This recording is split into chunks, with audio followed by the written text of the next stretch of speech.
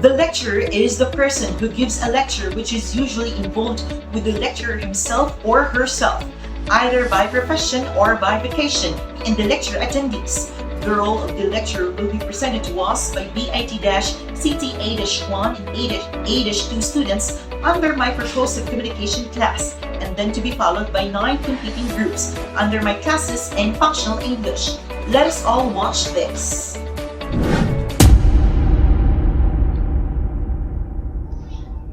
Good day, everyone. Today, we delve into the art of effective oral presentation, a skill crucial not only in academic and professional settings but also in our day-to-day interactions. Let's explore the key elements that contribute to a successful oral presentation in mastering the art of oral presentation presented by Group 1. What is oral presentation? An oral presentation is a short talk on a set topic given to the tutorial or seminar group. In an oral presentation, one or more students give a talk to a tutorial group and present views on a topic based on their readings or research. Do you know there are 4 skills that persona should have in an oral presentation, and here are the following. Every persona has an importance, so I'll call students to answer it. Supporters or relator, analyzer or thinker, promoter or socializer, controller or director. Let's discover their meanings and importance. Let's start with the first, the supporter or relator. This persona supports the speaker's point of view, experiences, or even emotions. It plays a crucial role in enhancing the quality, credibility, and engagement of the presentation. Second, the analyzer thinker, a personality type or style of thought distinguished by an affinity for logical thinking, critical analysis, and a systematic method to problem solving.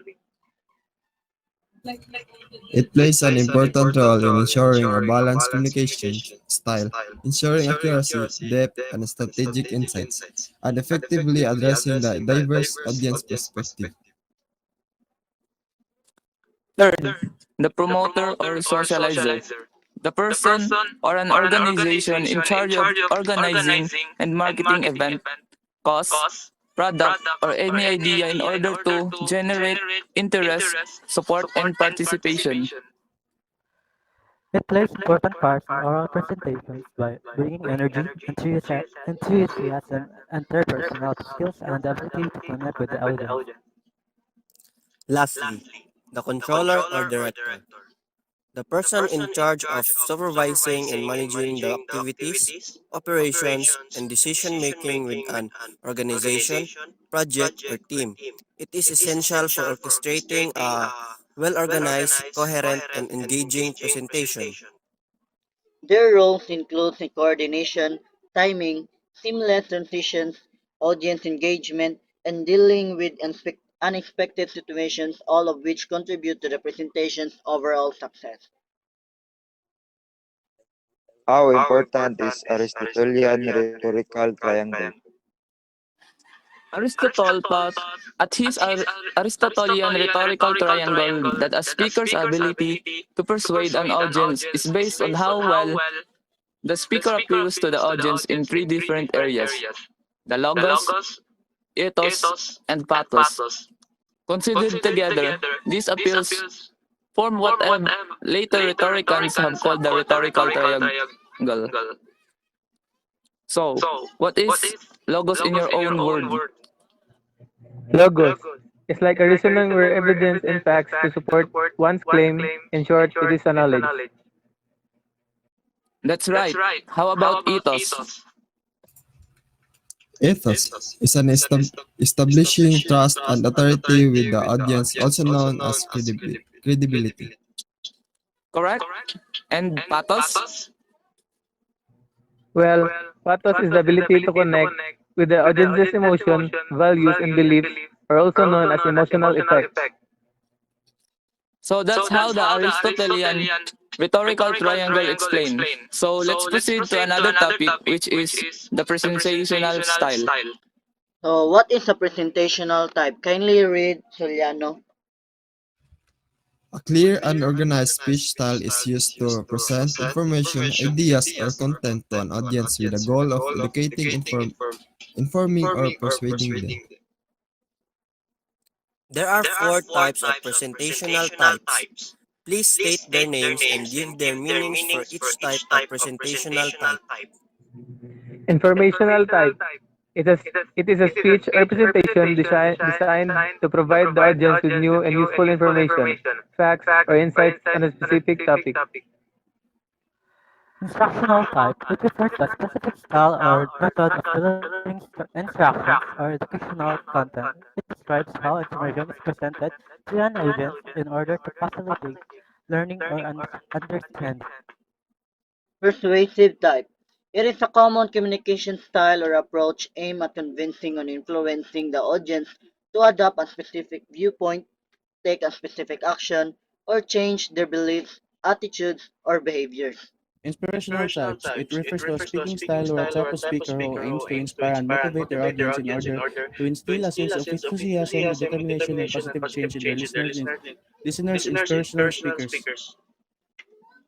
To summarize all the lessons for today, is an oral presentation requires an effective communication, structured content, and engaging visuals.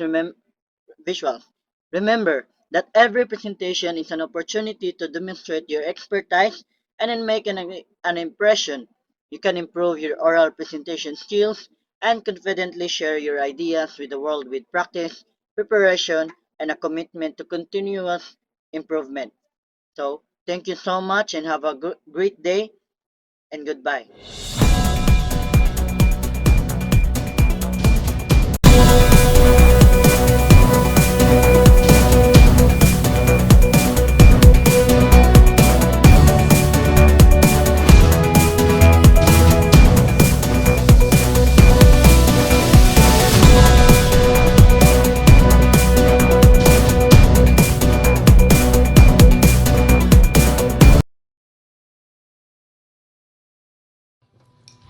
The Bachelor of Technical Vocational and Teacher Education or BTVTED program is a four-year teacher education program designed to equip future teachers with adequate and relevant competencies in area of technical and vocational teacher education.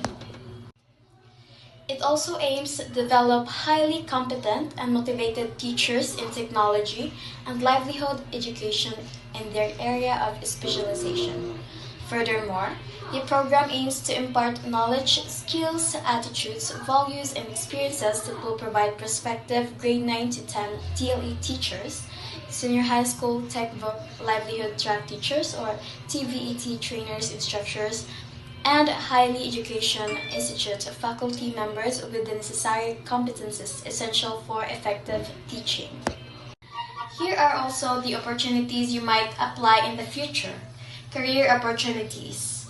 Grade 9 or grade 10 TLE teachers, senior high school tech voc livelihood track teachers, TVET trainers or instructors, higher education institutions faculty members, TESDA training centers trainers or TESDA training centers assessors.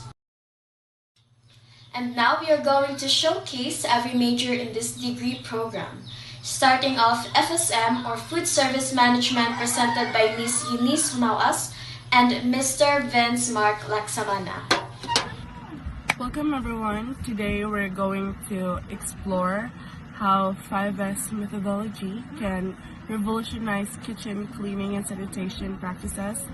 So by implementing these principles, you can create a clean, organized, and safe environment for food preparation.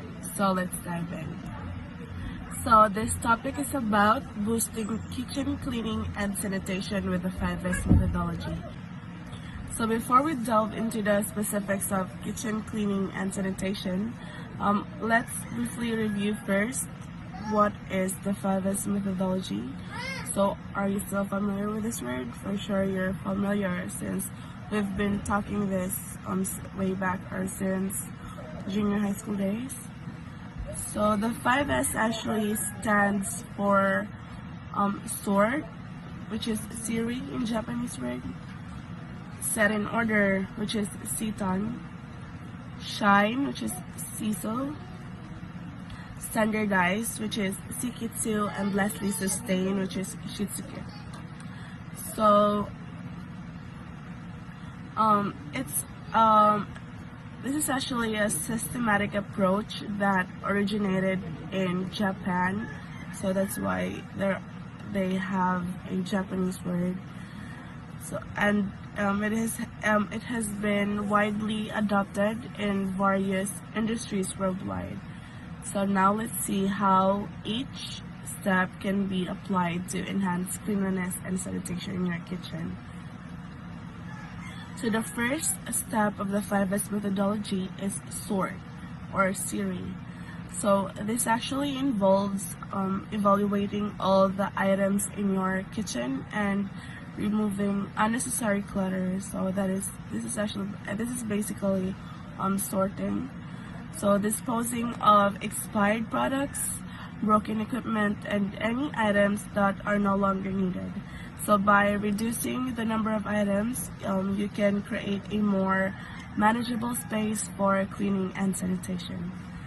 And then once you've sorted out the essentials, so it's time to set it in order, which is the second 5S method, or the C-time. So this step focuses on organizing items in a way that facilitates cleaning and promotes sanitation. So in this method, you will be grouping similar cleaning supplies together, designate specific storage areas for each category, and label everything clearly. So this ensures that cleaning tools and supplies are readily accessible when needed. And then moving on to the third step, which is the shine or CISO. So this step actually emphasizes the importance of regular cleaning. So shine, this actually also means sweep in English term, but most of the time it's called shine. So regular cleaning and maintenance in the kitchen. So you should develop a comprehensive cleaning schedule that includes daily, weekly, monthly tasks. And you should always be paying special attention to high-touch surfaces like food preparation areas and equipment. So encourage your staff to take pride in maintaining a clean and sanitized kitchen environment. And then for the standardize or the Sikitsu, it is the fourth step of the 5S methodology, and it involves in establishing standardized, so from the word standardized cleaning procedure and protocols in your kitchen.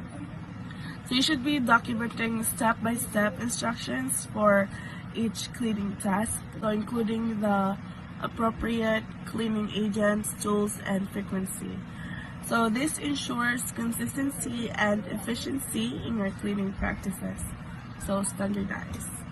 And then lastly, which is sustain or Shitsuke.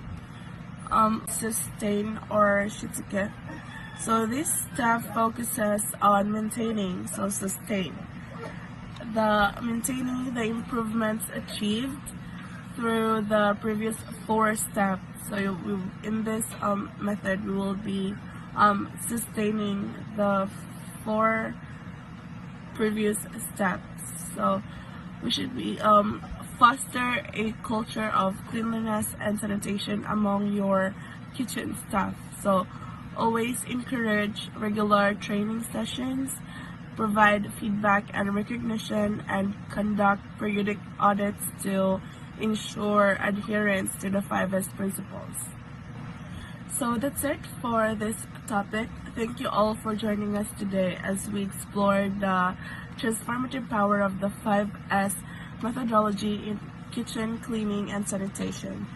So by embracing sort, set in order, shine, standardize, and sustain, we can actually create a clean, organized, and safe kitchen environment. So remember, the 5S methodology is not a one-time process, but an ongoing commitment to continuous improvement.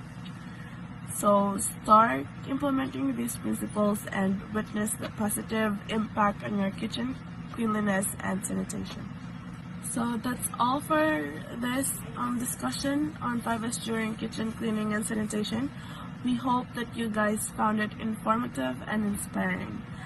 Stay tuned for more insightful conversations on enhancing efficiency and effectiveness in various aspects of life.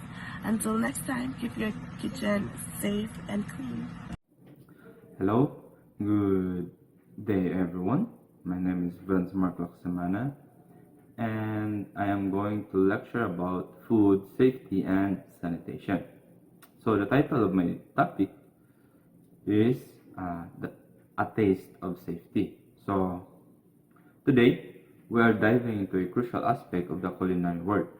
So food safety and sanitation. So let's make sure our kitchens are not only filled with flavors but with safety measures. So let's start with slide number 1. So slide number 1 is hand hygiene. So it all starts with a clean hands, right? So proper hand washing is the foundation of a safe kitchen. Remember to scrub for at least 20 seconds, but as long as it takes to sing happy birthday. Twice, remember, twice. So slide number 2, the cross contamination. So when you say cross contamination, on preventing cross contamination, you need to separate, for example, the cutting boards for different food groups. So when you use cutting boards when you cut pork in a cutting board, you should not also cut vegetables or cooked foods in the same board. So you need to use different board to cut cooked food or other ingredients. So we don't want those raw chicken juices or pork juices making their way into our veggies or vegetables. So that's the cross contamination.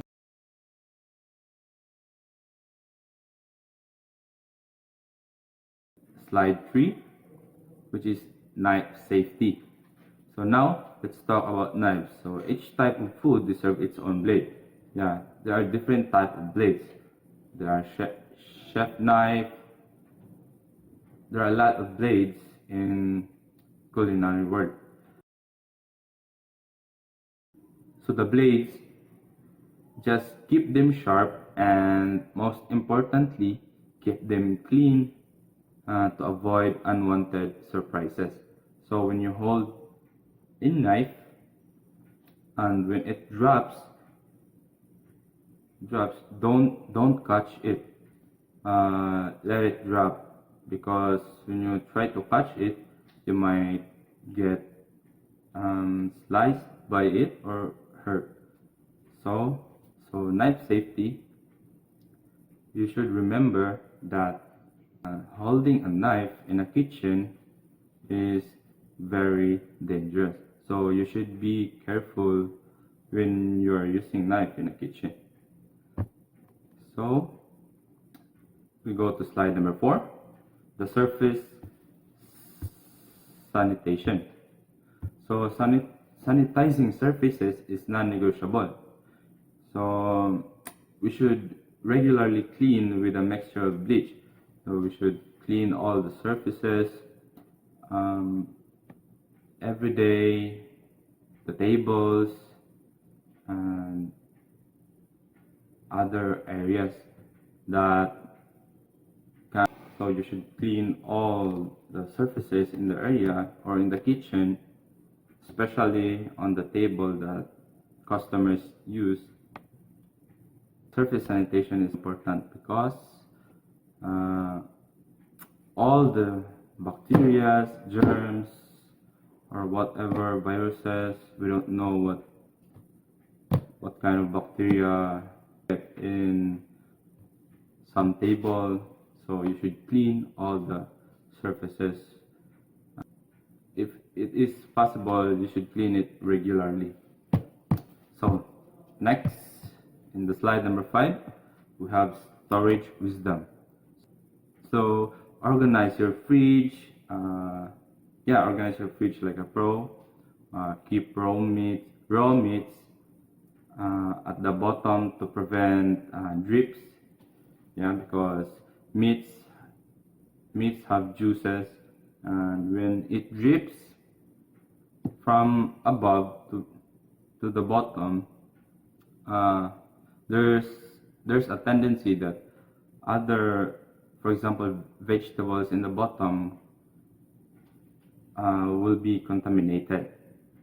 So yeah, keep raw meats at the bottom to prevent drips, and vegetables must be on top, or label, for example, date or everything that reminds you when it is time to use, or it is time to pull out the raw meat or the vegetables. So just remember, so the thing the first in your fridge must be the first thing to be out of the fridge. So it is a simple rule that prevents waste, to keep things fresh. So slide number 6, temperature control. Yeah, temperature really matters. So keep hot foods and cold food. So the danger zone is between 40 degrees Fahrenheit or 4 degrees Celsius and 140 degrees Fahrenheit or 60 degrees Celsius. So you should minimize the time your food spends in there. So for all the slides that I have discussed about, so in conclusion, so creating a safe kitchen environment is not just about following regulations. It's about caring for the well-being of those who enjoy our creation, your creation. So let's just keep our kitchen safe, our food, especially our food. Let's just keep our food delicious and to make customers happy. And that's all. And now let's move on to the next major, which is the garments and fashion design that will be presented by Miss Giselle Pacto and Miss Cassie Bildad. Hi guys, this is Giselle. So for today's video, we have tutorials getting started using basic sewing machine. So welcome to our tutorial on how to use basic sewing machine. Today we guide on how to use basic sewing machine. The step 1 is getting set up. Make sure your sewing machine is on stable surface, plug in and turn it on. The step 2 is threading the machine. Now let's thread the machine. Begin by resting the cursor foot. Place your spool of thread on the spool pin and feed the thread it through the tension disc, and then take off the lever. Finally thread the needle from front to back. The step 3 is the bobbin winding. Before we start sewing, let's wind the bobbin. Take an empty bobbin and place it on. In winder, secure the loose end of the thread around the bobbin. Press the pedal or use the desired bottom to start winding the bobbin. Once it's full, cut the thread and remove the bobbin. The step 4 is inserting the bobbin. Insert the bobbin into the bobbin case or shuttle. According to your machine instructions, make sure the thread unwinds in the correct direction. 5 is setting up the fabric. Now prepare your fabric or rowing. Place it under the presser foot, aligning in the edge with the desired stitching line. The step 6 is selecting a stitch. Choose the desired stitch pattern by rotating the stitch selection dial and start with a straight stitch for basic sewing project. The step 7 is adjusting stitch length and width. Depending on your project, you may need to adjust the stitch length and width. Use the stitch length control or dial to determine how to close the fair or a part of stitches will be. The step 8 is sewing. You are now ready to sew. Place your foot on the foot pedal to start the sewing machine. Guide your fabric gently. Keep it in line with the stitch guide. Remember to keep your finger away from the needle for the shape. The step 9 is finishing. To finish your seam gently, release the pressure on the foot pedal. Lift the presser foot and carefully remove the fabric. And that's it. You are learn the basic of using a sewing machine. Practice make perfect. So, sewing to improve your skills. Happy stitching! Thank you for joining us today. We hope this quick guide has been helpful. Remember, always refer to your machine manual for specific instructions and enjoy the wonderful world of sewing. Hi everyone, I will teach you how to do a basic pattern in fashion design. This is our pattern paper. We divide it into two for the front bodies and back bodies. So mag-start muna tayo sa front bodies. Our pattern is folded in half dahil symmetrical naman yung design, meaning parehas lang yung kanan at kaliwa. Mag-draw lang tayo ng center line or foundation line na siyang maghahati sa front and back bodies. From the starting point, mag-mark lang tayo ng 1. Tapos ay magbaba tayo ng 1 inch for point 1 to point 2. From point 2 to point 3 ay magbababa tayo ng 3 and 1/4. So this is for the neck depth. From point 2 to point 4 ay kalahati ng nakuha nating front body's length, which is 16, so 8 inches. From point 2 to point 5 ay ang ating bust height, which is 9.5. From point 2 to point 6 ay ang kabuuang nakuha nating front body's length, which is 16. So, na-drop na natin yung shoulder line, neck depth, bust line, bust height, pati yung front body's height. I-extend lang natin yung line pa sideward. Right after, ay drop naman natin yung mga nakuha nating sukat horizontally. From point 2 to point 7 ay 2 and 3/4, which is the neck width. Then, pinagdugtong lang natin yung extended line ng neck depth at neck width, na siyang magiging guideline para sa ating neckline. Gamit ang French curve ay magdodraw lang tayo ng curve line na magdudugtong sa neck width at neck depth. Tapos sa neckline, proceed naman tayo sa shoulder line. From point 2 to point 8 ay ang kalahati ng shoulder, which is 15, so 7.5. From point 8 to point 9 ay magbababa lang tayo ng 1 inch.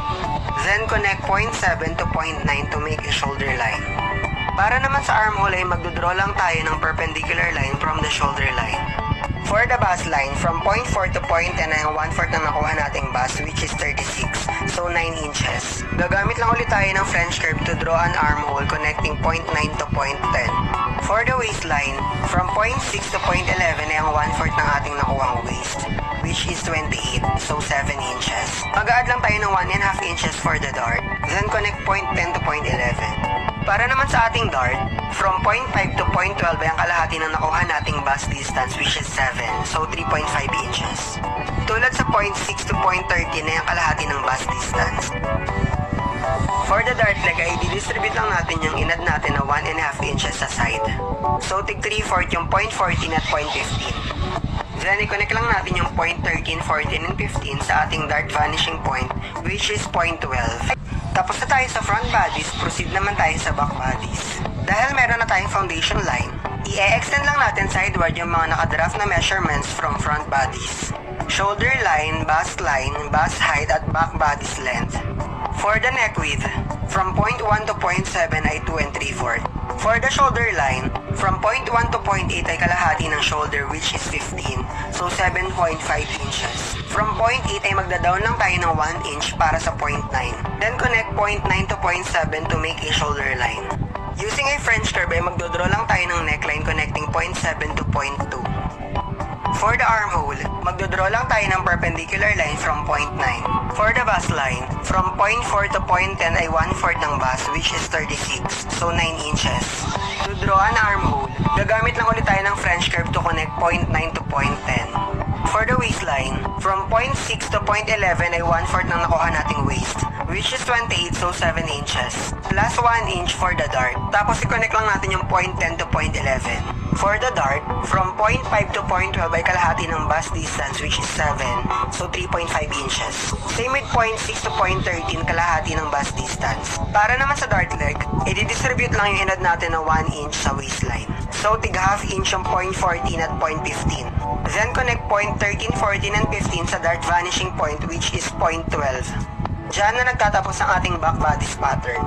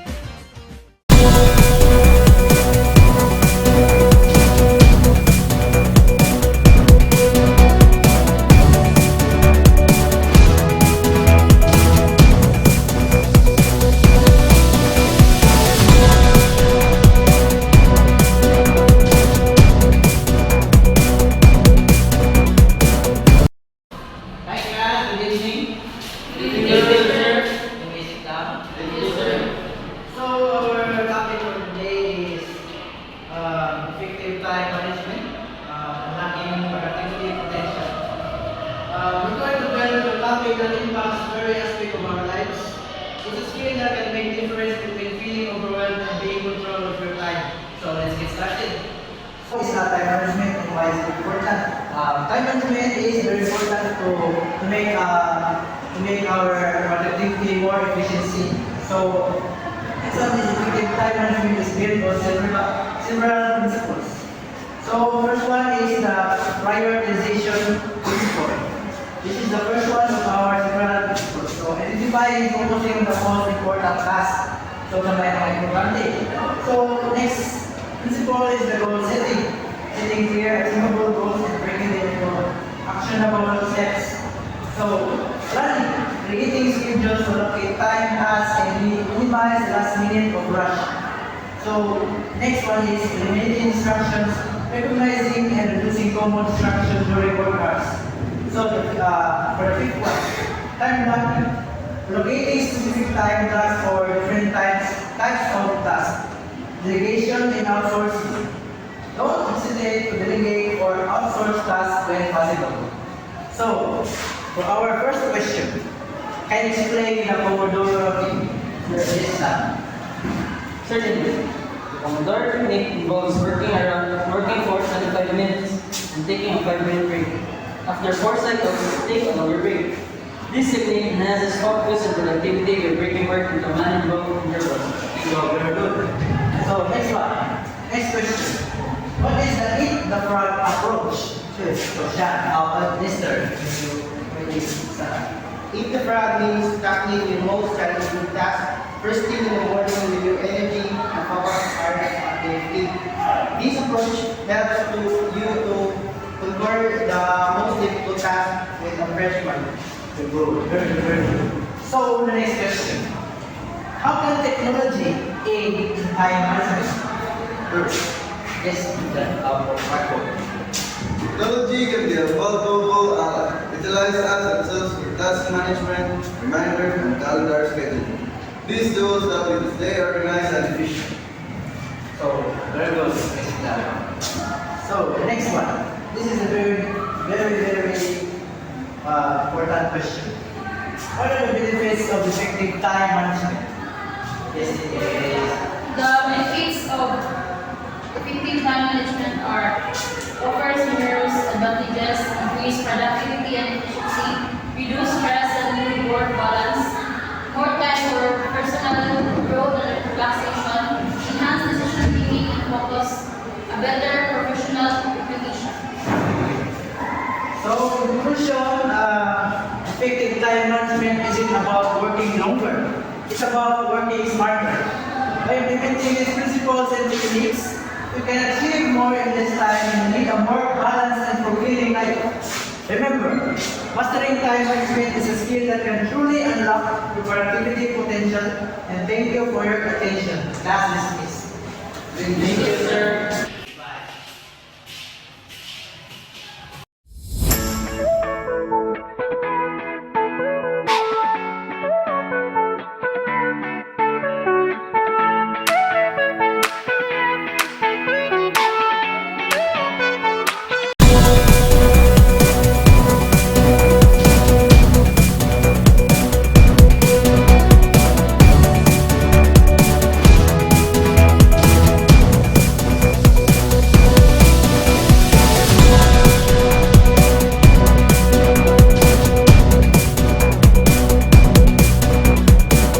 Oh, wow. So I can see your beautiful faces clearly. That's good. So before we start, let us all stand for our prayer. So before that, please show me your prayer positions first, children. So let's give here in the name of the Father, the Son, the Holy Spirit, and Amen. So repeat after me. Angel of God, my guardian dear, to whom God's love commits me here. Ever this day be at my side, to light and guard, to rule and guide. Amen. All right, so thank you so much. So good morning, children. So again, I am your teacher for today. I am Teacher Casey. What's my name again? Teacher Casey. Yes, that's correct. Very good. So how are all of you doing today? We are fine, teacher. Fine, that's great. Do you want to sing and dance, children? Yes. Oh, I Yes, cannot teacher. hear you. Yes, teacher. Very good. All right. Yes. So now, today we are gonna sing Thank You, Lord, for the beautiful world. Now, so please repeat after teacher and let's sing and dance, okay? Yes, teacher. All right. So now, let's get started.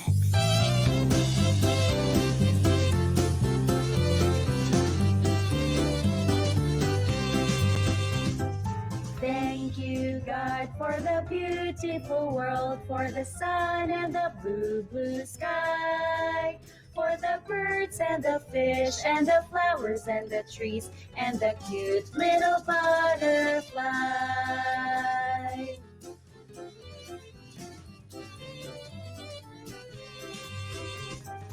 Thank you, God, for the beautiful world, for the sun and the blue sky, for the birds and the fish and the flowers and the trees and the cute little butterfly.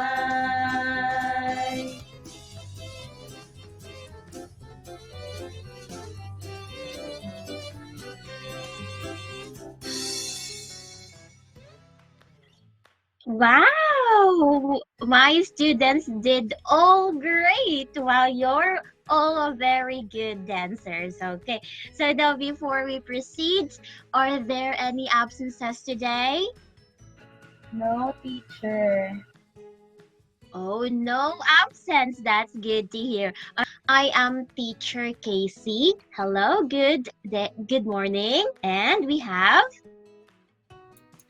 Hi everyone, I am teacher Tresha. Hello children, I am teacher Melody. all right, so we are all the teachers for today. So, what are the classroom rules again, children? We have number 1, pay attention to the teacher. What is it again? Pay attention to the teacher. Very good. It means you need to listen to the teacher. How about number 2? We have sit properly. Again? Sit Properly. properly. Very good. So you need to sit up straight. Now we have rule number 3. We have raise your hand if you want to speak. What is it again? Raise Raise your your hand if you hand if want you to want to speak. speak. Very good. So these are the 3 classroom rules. Again, pay attention to the teacher, sit properly, raise your hand if you want to speak. Am I clear, children? Yes, teacher. Yes, teacher. All right, that's great to hear. Now let's proceed. Hi everyone, I'm teacher. Hello, teacher. What's my name again, teacher? Teacher Tresha. Tresha. Alright, very good. Teacher Tresha, I'll show you a picture. So, what do you see in this picture? Can you open your microphone? Animals. Animals. What else? Open your microphone. Trees. Trees. Ooh, Clouds. trees. Very good. Alright, kindly turn off your microphone. Thank you. Yes, those are animals. There are trees and is a zoo. So, a zoo, it is an establishment which maintains a collection of wild animals, typically in a park or gardens, for study, conservation, or even display to the public. Did you get what is a zoo? Did you get it? Yes, teacher. Yes, teacher. Yes, teacher. Right. So our lesson for today is all about the different animals, their names, and the sounds that they make. So what is our lesson for today? Animal sounds. Animal sounds. Animal sounds. Animal sounds. Okay, so teacher is going to show you some pictures and you have to guess the name of the animals that I am going to show. And you should create its corresponding sounds. Did you get it? Yes. Yes, teacher. Yes, teacher. Right. For the first animal, what is the animal and what does this animal sound make? Yes, Rose? I see a cat, teacher. A cat, and the sound of the cat? It sounded like meow, meow. Very good, Rose. It is a cat and it sounds like meow. Can you all do it? Meow. Meow. Meow. Now let's have another animal. What animal is this and what does this animal sound make? Okay, let's have Ella. Dog, teacher. Dog. What is the sound of the dog? Arf, arf.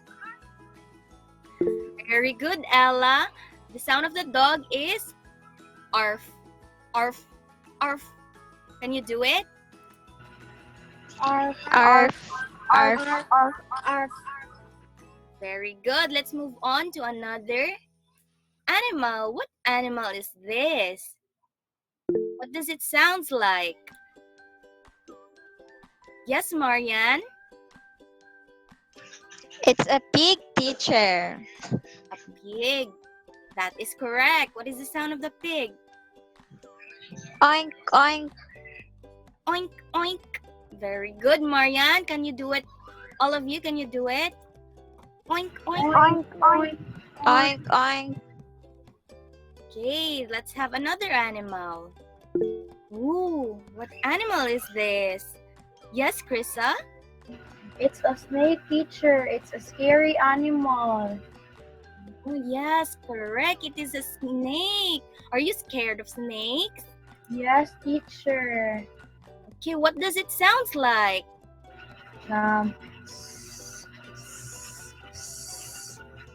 Correct. Can you all do it?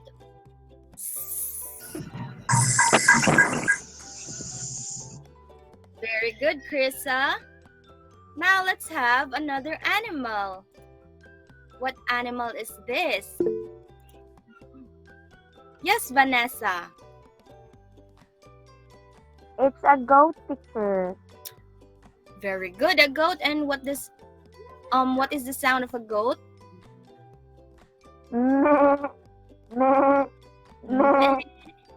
Excellent, that is correct. Meh. Can you all do it? Meh. Say meh. Meh, meh. Very good, Vanessa. Let's have another animal. What do you think? What animal is this? And what does this animal sound make? Yes, Joanna? Sure. And it sounds like tweet, tweet, tweet. Very good. It's a bird and it sounds like tweet, tweet. Can you all do it? Tweet, tweet. Tweet, tweet. Tweet, tweet, tweet. Very good, everyone. Thank you, Joanna. Now, let's have another animal. Yes, Rose. What animal is this? Cow, teacher. A cow. And what does a cow sound like? Moo, moo. Moo, moo. Okay, very good, Rose. Let's have another animal. I know that this is a very common animal. Yes, Krissa? It's a chicken, teacher. What is the sound of a chicken? Tik-tilao. Very good. That is correct. It's a chicken and it sounds like tik-tilao. Can you all do it? Tik-tilao. Tik-tilao. Tik-tilao. And you can hear it every morning, right? Yes, teacher. Okay, very good, Krissa. To all those who participated and answered, will be given a stamp, and I'm gonna put this in your module. Okay, you will have a well done stamp, a terrific, and a nice work. Very good, everyone. Now let's have Teacher Melody to proceed. Thank you, Teacher Trisha. Good afternoon, children. Again, my name is Teacher Melody. And Teacher Melody gonna continue the discussion of Teacher Casey and Teacher Trisha. I have a question, children. Have you already learned the different sounds of animals? Yes, teacher. Yes, teacher. Yes, teacher. Yes. Okay. So, you already learned the different sounds of animals. Do you want to play a game? Yes, teacher. Yes, teacher. Please. The title of our game is Guessing Game. The instructions are very simple, children. I'm gonna show you a different slides of different animals. And all you have to do is to raise your hand and give me the name of that animals as well as the sounds of that animals. Is it clear? Yes, teacher. Yes, teacher. I can hear that you're all excited for our guessing game. So let's start. The first slide. Who wants to answer what kind of animal is that? And what? Oh, okay, I see. Rose Suwano. It's a snake, teacher. Okay, it is a snake. And the snake sounds like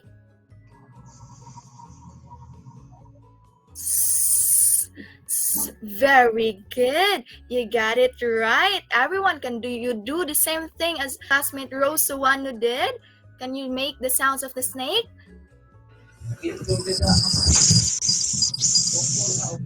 Very good. Now we have the second slide.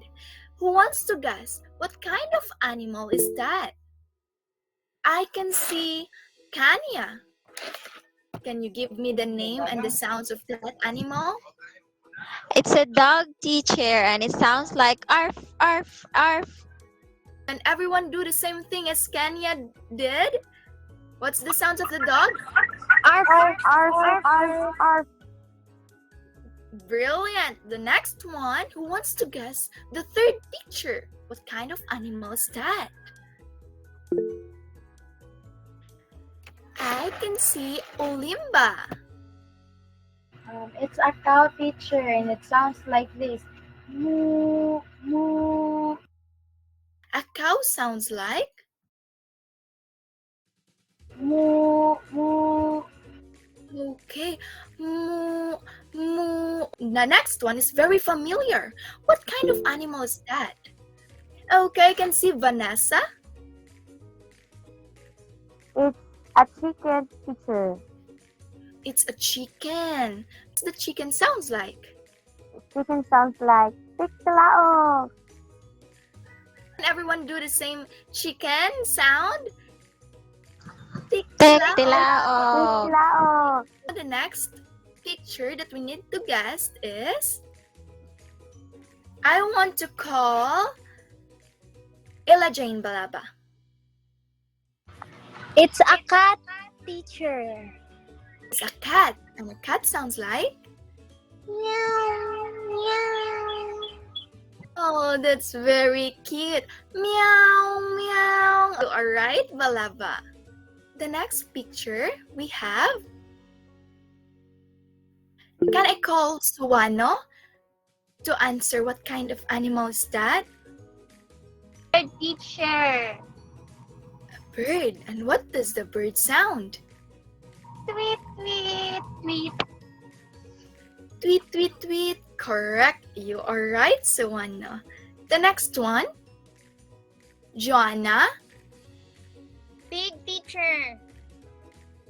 A pig. And a pig sounds like Oink, oink, oink. oink, oink, oink. Correct. The next one, you have to guess that kind of animal. What's that? Okay, see Olimba again. What is that, Olimba? A goat, teacher, and it sounds like meh, meh. Meh, meh. It is a goat. Correct. You are right, Olimba. You learned something from our guessing game, children? Yes, teacher. Yes, teacher. Wow, that's very good.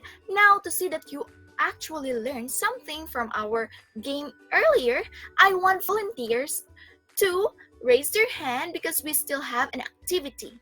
Who wants to volunteer for our activity? I see Olimba, Kanya, Joanna, and Di Guzman. Okay, we have participants. Our activity, class, is that I put 2 pictures in our slides, and all you have to do, every slide, I want one student to answer. I'm gonna call you, okay? The one that raised their hand. And you choose below the sounds of that animal, and you still need to mention what kind of animal is that, and we have the choices that you need to answer what the sound of that animal. Is it clear?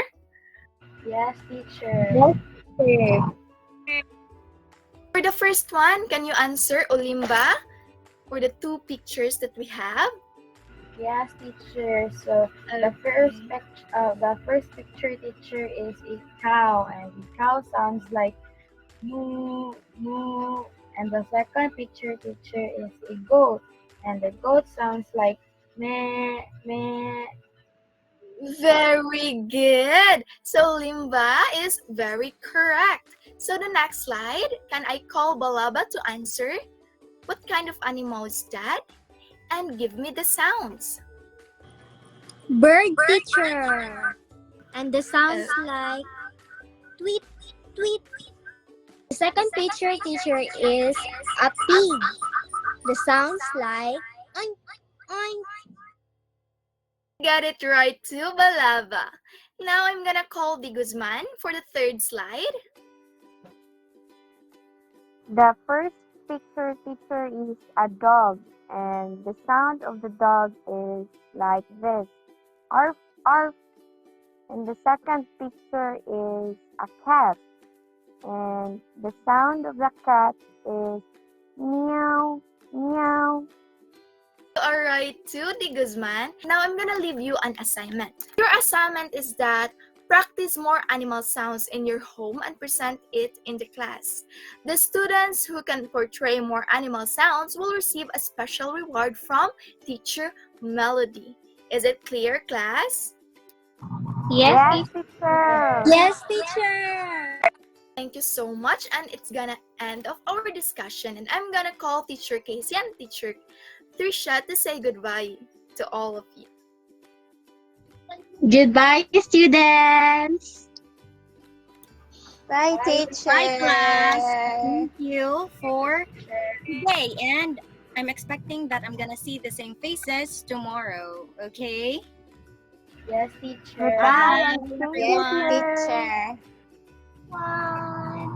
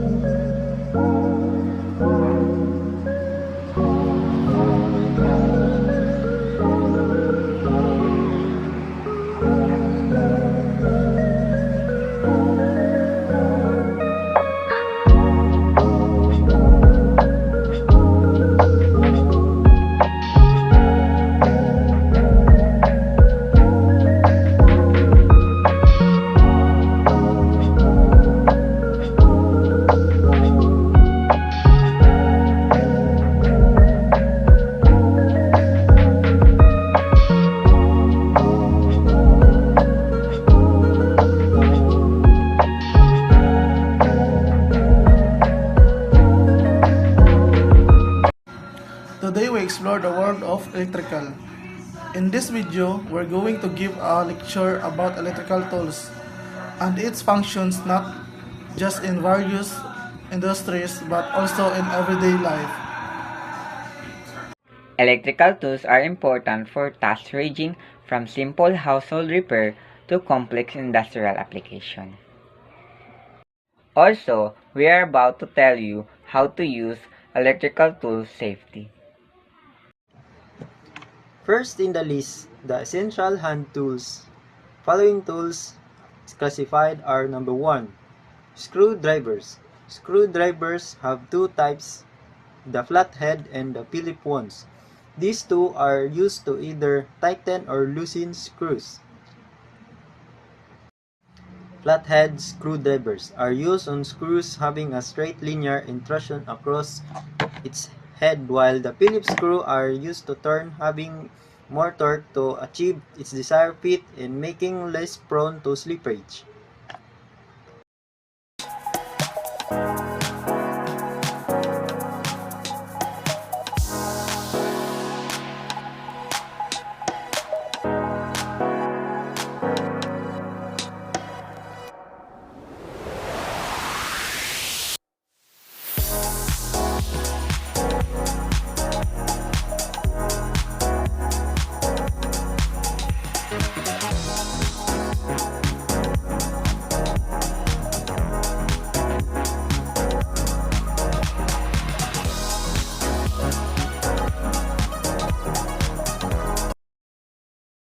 Here the flathead screwdriver has been taken as an example. In order to drive the screw, you must first mark the point with a pencil.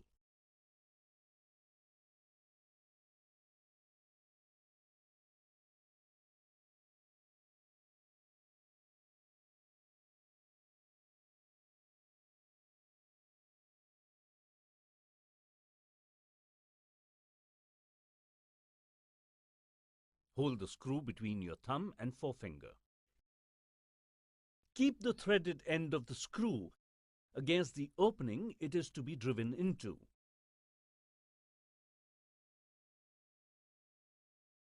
Hold the screwdriver by its handle. Keep the screw steady in the correct position. Place the tip of the screwdriver into the groove on the screw head.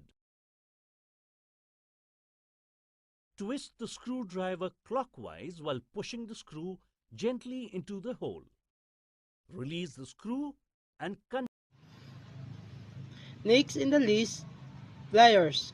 Pliers are versatile used for gripping, bending, and cutting wires. Its types are long nose and lineman pliers.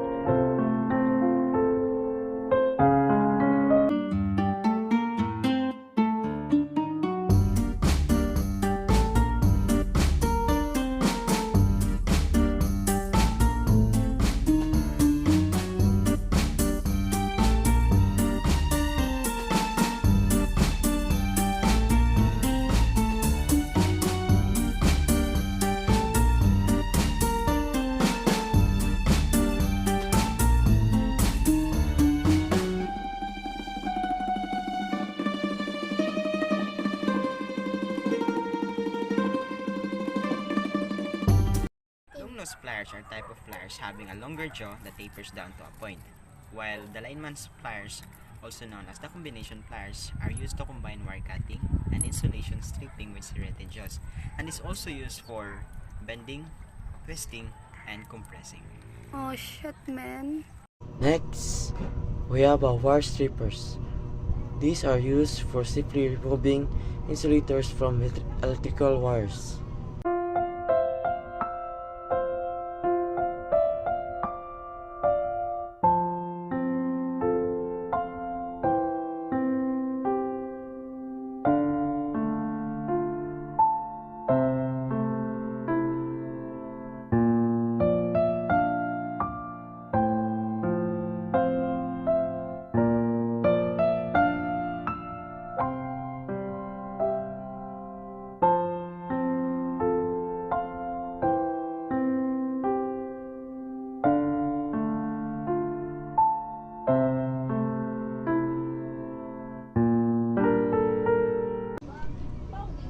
Last in the list, the multimeter.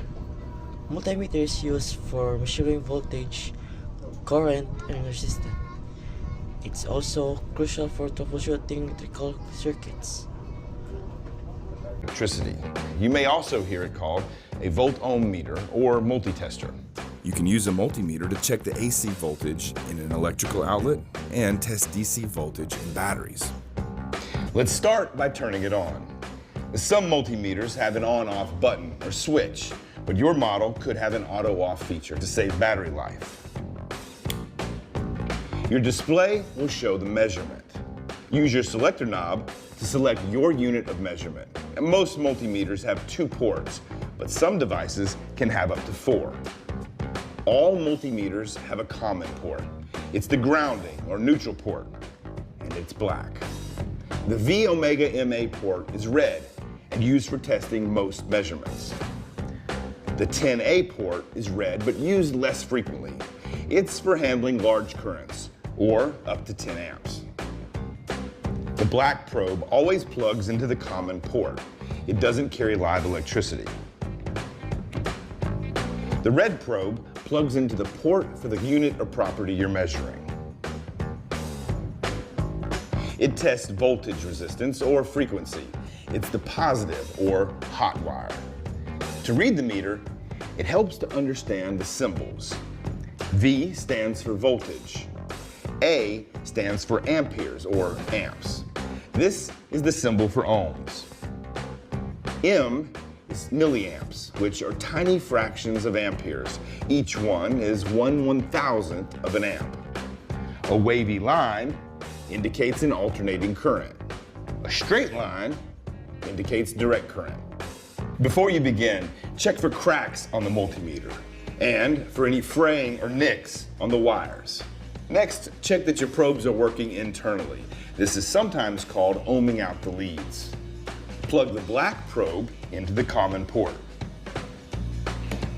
Insert the red probe. That's all for our today's vlog. I hope you learned something about electrical tools. That's all for today's vlog. I hope you learned something about electrical tools. Bye bye and take care. That's all for today's vlog. I hope you learned something about electrical tools. Bye bye and take care. That's all for today's vlog. I hope you learned something about electrical tools. Bye bye and take care. That's all for our today's vlog. I hope you learned something about electrical tools. Bye bye and take care.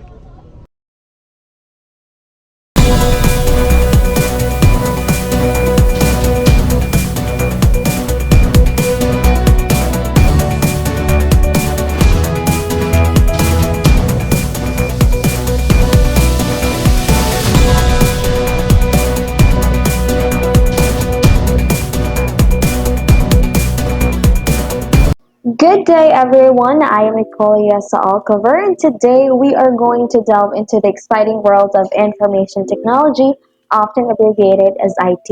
So whether you are already enrolled in an IT course or considering it, this overview will provide you with insight into what this field is all about.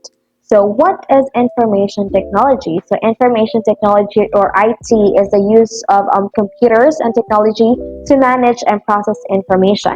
It encompasses a wide range of activities from developing software and managing networks to ensuring data security and providing IT support. This time, I'm going to tackle about the key aspects of an IT course. So first, diverse skill set. One of the defining features of an IT course is the development of a diverse skill set. So it means that students are exposed to a various areas of IT including programming, database management, networking, cybersecurity, and more. Second, problem solving. So, IT professionals are essentially problem solvers.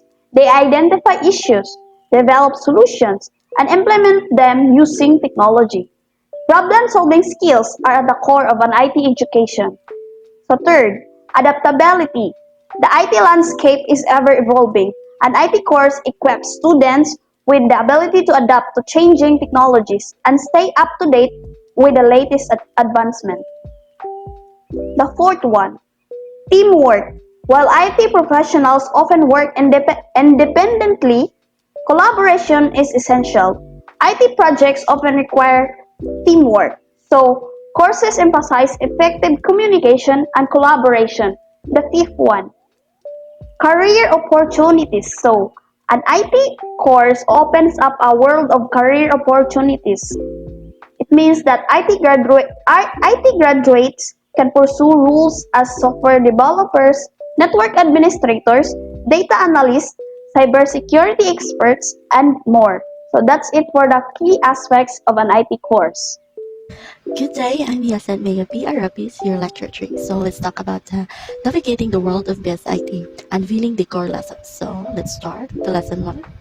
So lesson 1, programming fundamentals. So this lesson is all about understanding the basics of programming. You'll dig into concepts such as algorithms, data types, and control structures. So why is this important? Well, it's like learning the language of computers, which is essential for any IT profession. So what is the definition of programming? So programming is the process of giving instructions to a computer to perform specific tasks. It involves writing code in a programming language that a computer can understand and execute. We can think of programming as a collaboration between humans and computers, in which humans create instructions for a computer to follow in a language computers can understand. So there are key concepts in programming fundamentals, which are algorithms, data types, variables, control structures, and functions. So algorithms. So an algorithm is a step-by-step set of instructions to solve a particular problem. It's like a recipe that guides the computer in what to do. So an algorithm is a procedure or like a formula used for solving a problem. So next is the data types. So data is essential to programming. Different types of data such as numbers, text, and dates are used in programs. Understanding data types is crucial for handling information effectively. So there are a lot of data types like string. So strings used for combination of any character such as letters, numbers, and symbols or alphanumeric characters. So next is character. We also have a character used for single letters or encoding text numerically. So we also use an integer or int used for the whole numbers. So we also have a float or a floating point used for numbers with a decimal point, and so many more data types. So next, variables. Variables are like containers that hold data. They allow us to store and manipulate information within a program. You give variables names and values to work with. Next is the control structure. So control structures such as loops and conditional statements determine how a program flows. They enable decision making and repetition in code, making it dynamic and responsive. So a control structure enables a programmer to determine the order in which program statements are executed. So last is the functions. Functions are blocks of reusable code that perform specific tasks. They help break down complex problems into manageable parts and promote code reusability. So that's all for the lesson 1. Again, it's me, Hiasat Maya B. Arabis, your lecturer. Good day, everyone. This is Bakal Sumaite, and I am about to discuss data structure and algorithms. By the way, sorry for my mic for having a noise. So, this topic here, you will explore how to organize and manipulate data efficiently. Concepts like array, linked list, and sorting algorithms will be your tools for solving complex problems. So let's go for the definition. Data structures are a way of organizing and storing data, while algorithms are step-by-step procedures for solving a specific problem. Together, they are the backbone of software development and computer science. So the main difference between the two is the structure is like arrays, linked lists, stacks, queues, trees, and hash tables. Unlike to the algorithm, which are vowel sort, quick search, linear search, and binary search. So let's move to the next. So there are 4 key aspects of data structures and algorithms. So first here is efficiency. The primary goal of data structures and algorithms is to provide the efficiency of problem solving. Well designed that Well-designed data structures and algorithms can significantly improve the speed and performance of software application. So, for example, employing binary search in a sorted array for efficient and rapid application of specific element. So next here is the problem solving. It's the methodological and creative process of analyzing and resolving challenges through logical thinking and systematic steps, aiming to achieve solutions effectively and efficiently. So, for example, data structures and algorithms equip us with problem-solving skills. They help us break down complex problems into smaller, so manageable steps, making it easier to find better solutions.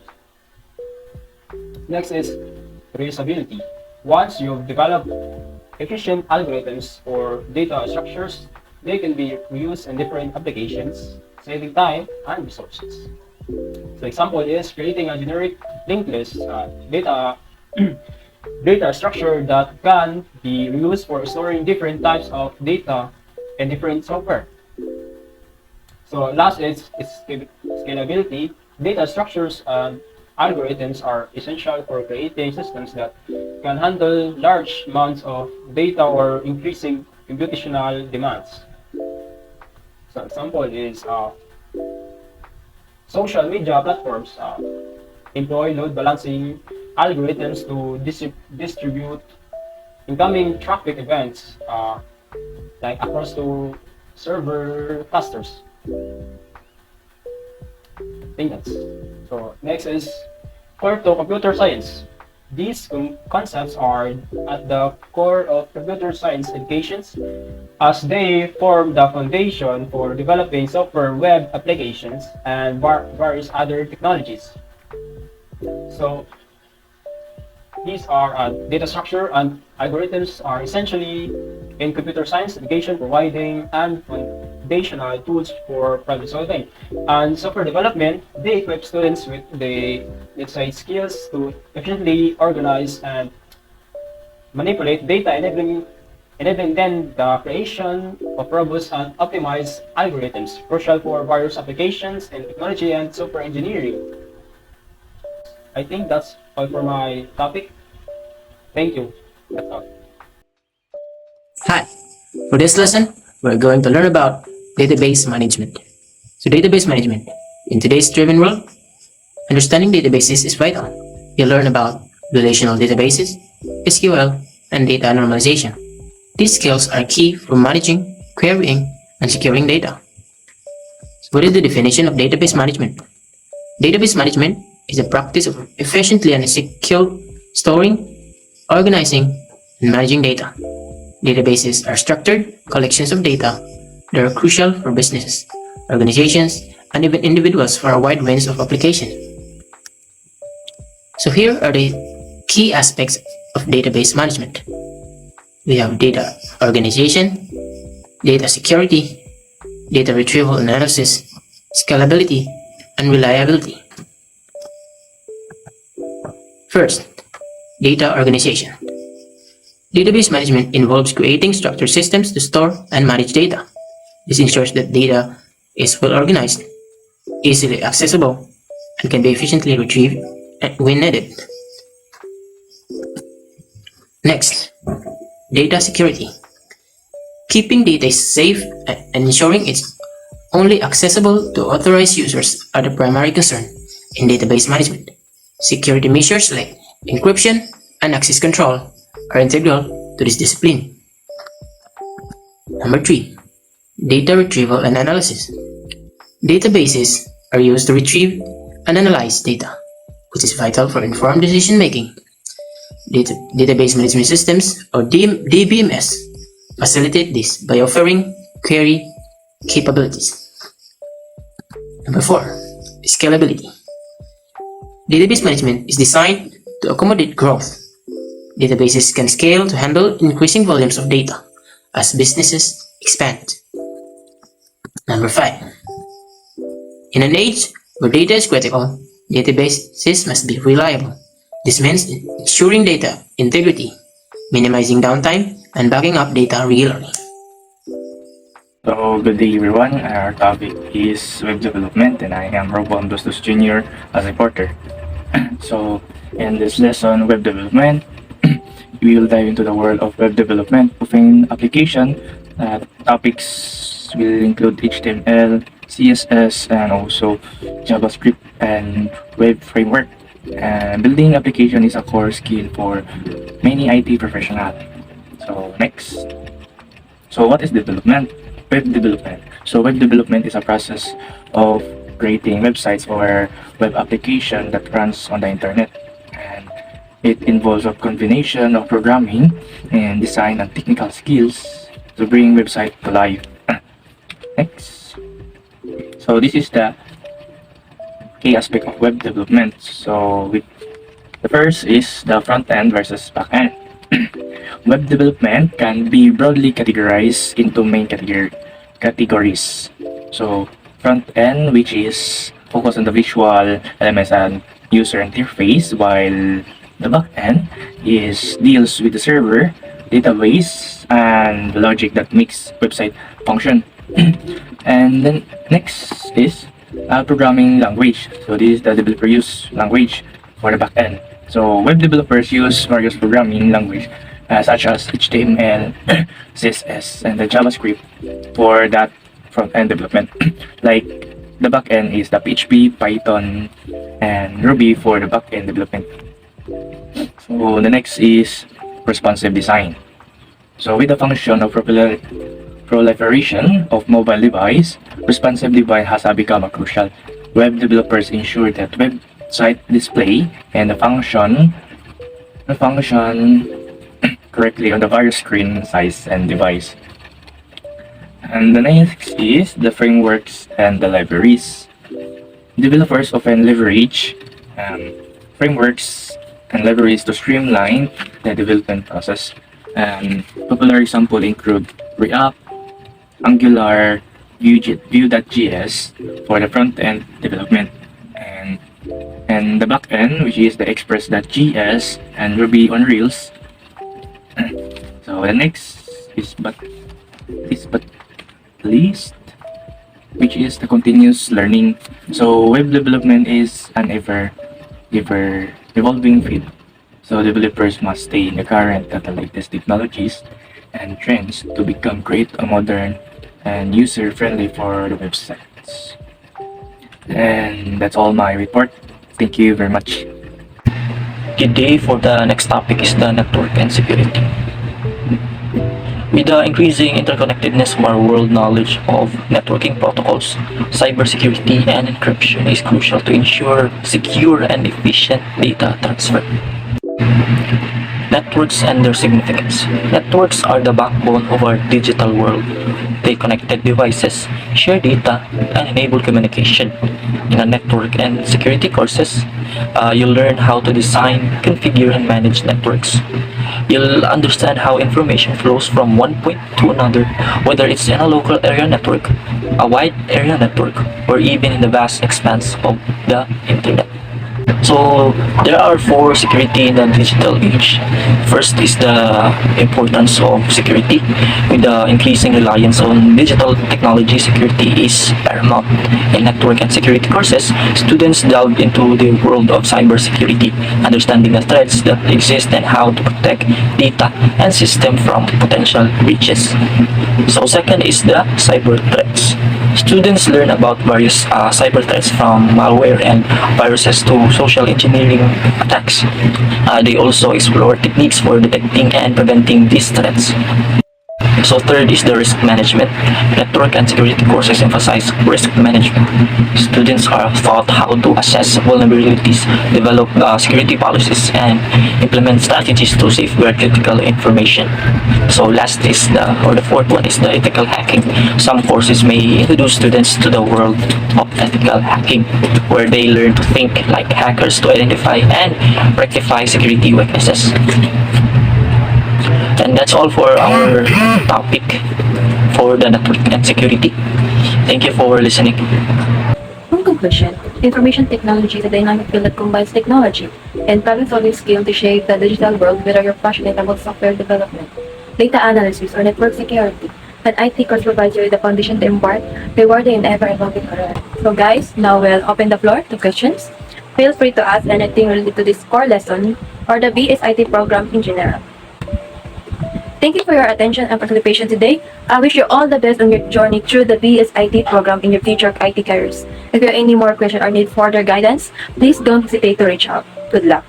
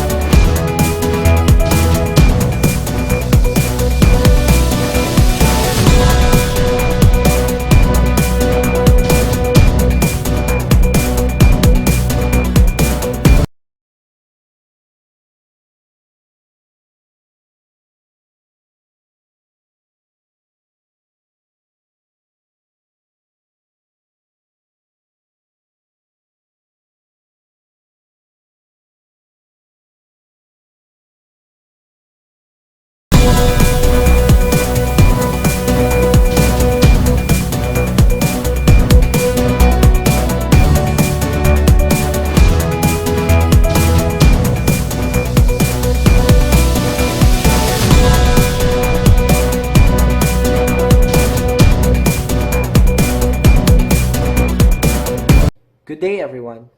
We are the Group 1, and today we're going to discuss how we delve into the fascinating world of information technology, or IT, a field that has revolutionized the way we live, work, and connect with each other.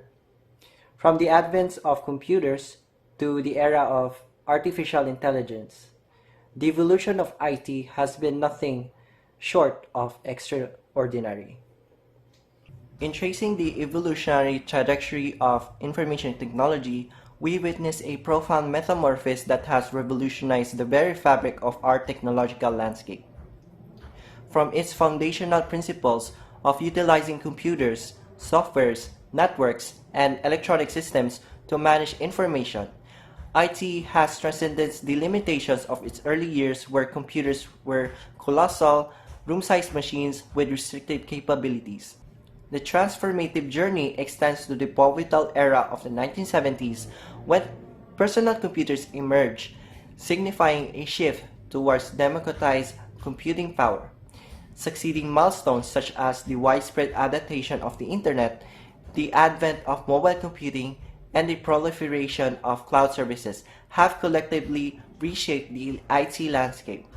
The democratization of computing, marked by innovations like graphical user interfaces and high-speed wireless connectivity, has ushered in an era of unparalleled accessibility to information and a paradigm shift in communication dynamics. Moreover, the integration of cutting-edge technologies such as artificial intelligence, machine learning, and big data analytics has catapulted IT into uncharted territories.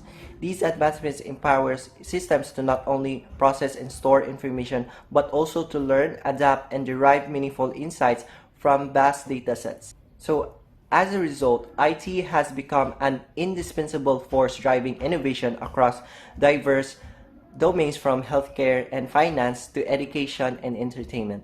The continuous evolution of IT underscores its pivotal role in shaping contemporary society, influencing the way we interact with information, conduct business, and navigate the complexities of an increasingly interconnected world. In essence, the narrative of IT unfolds as a dynamic that keeps on going, weaving together the threads of technological progress and societal transformation into a tapestry that defines our digital age.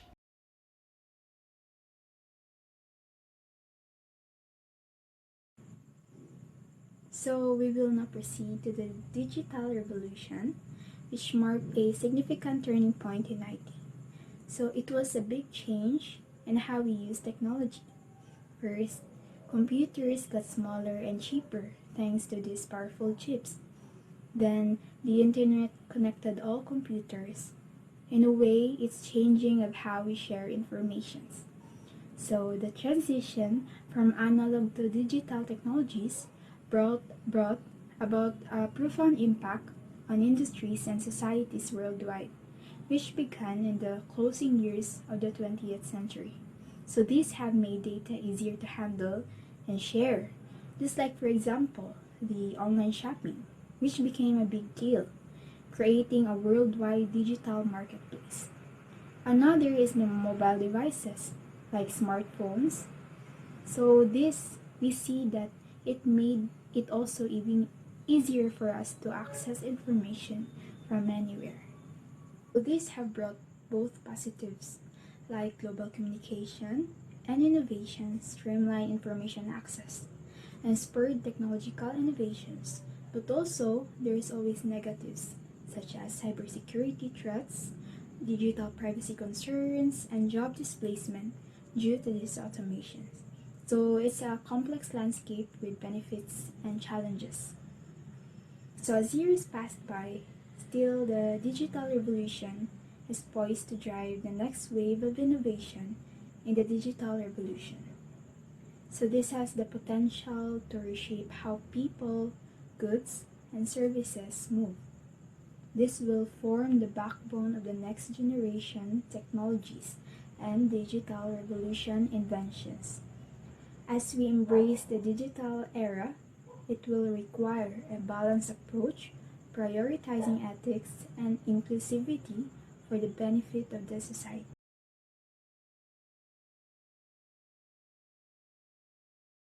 I'm going to discuss the internet and connectivity. The internet is arguably one of the most transformative inventions in the history of IT. It has revolutionized communication, commerce, and information dissemination.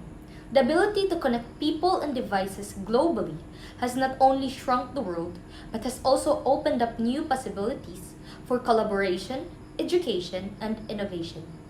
Example, during the COVID-19 pandemic, the internet and connectivity were essential for remote medical consultations, virtual collaboration, online education, information dissemination, e-commerce, communication, and entertainment.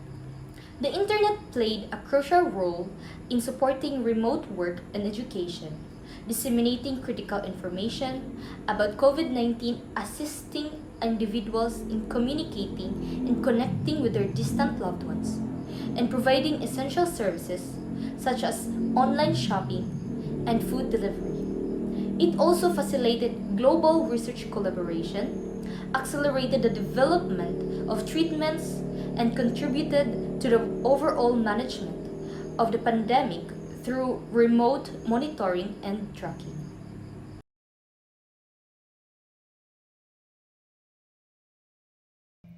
Artificial intelligence, or AI, is a rapidly evolving technology that has the power to make machines act smart and perform tasks that once seemed impossible. It has the potential to revolutionize various industries such as healthcare, finance, transportation, and many more. With AI, we can automate tedious tasks, make complex decisions, and improve efficiency. Through the use of algorithms and machine learning, AI can analyze vast amounts of data and extract insights that wouldn't be possible for humans to uncover on their own. This can lead to groundbreaking discoveries and innovations that can change the world as we know it. However, with any new technology, there are ethical concerns surrounding the use of AI. One of the most pressing issues is privacy. With the amount of data being collected and analyzed, there is a risk of sensitive information being compromised. There is also the concern of job loss as AI takes over tasks that once was performed by humans. It is important for us to be mindful of these ethical issues and to work together to ensure that AI is used responsibly and ethically. By doing so, we can create a future where innovation and ethics go hand in hand. We can also ensure that the benefits of AI are enjoyed by everyone, regardless of their social or economic status. After all, AI has the potential to transform our world in ways that we cannot even imagine. But it is up to us to use this technology in a way that is responsible and ethical. By doing so, we can create a brighter future for all.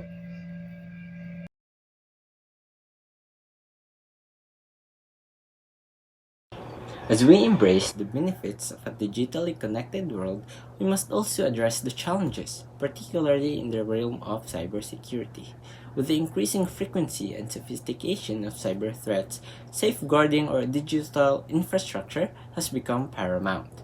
Understanding the principles of cybersecurity is essential for individuals, businesses, and governments alike. Cybersecurity.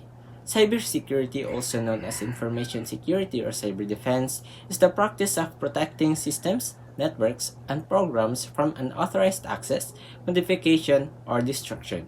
It encompasses a wide range of technologies, processes, and practices that are designed to safeguard sensitive data, prevent cyber attacks, and ensure the integrity and availability of computer systems and networks.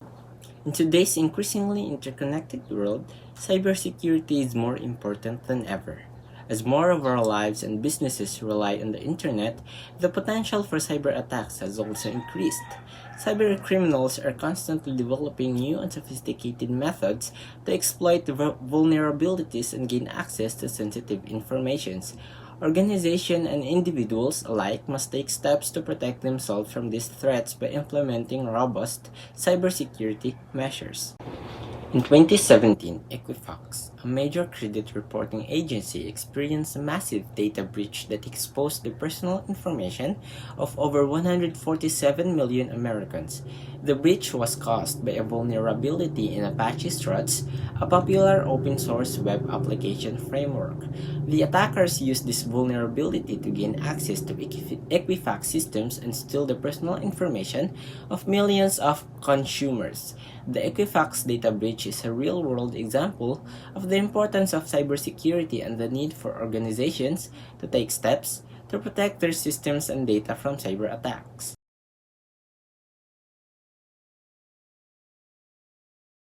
So next is the future of information technology. In navigating the future of IT, staying informed about emerging technologies is essential, and fostering a collective awareness of the societal impacts is imperative. Active participation in the responsible and ethical use of technology is a shared responsibility. Embracing the opportunities presented by technological advancements requires a holistic approach that considers not only innovation but also ethical, environmental, and workforce considerations. It is through a thoughtful and comprehensive strategy that we can fully realize the transformative potential of the future of information technology. Ethical considerations loom large as the integration of advanced technologies raises questions about privacy, security, and responsible use. The environmental impact of IT, encompassing energy consumption and electronic waste, demands careful attention to ensure sustainable practices. Additionally, the rapid evolution of technology necessitates a workforce that is not only skilled but also adaptable to continuous change. As the digital landscape evolves, addressing these challenges becomes crucial to harness the full potential of IT. Information technology is not just a tool, it is a dynamic force that continues to shape our present and future. As we navigate this digital landscape, it is essential to stay informed, be mindful of the societal impacts, and actively participate in the responsible and ethical use of technology. Thank you for your attention, and let's embrace the opportunities that information technology brings while addressing its challenging with wisdom and foresight.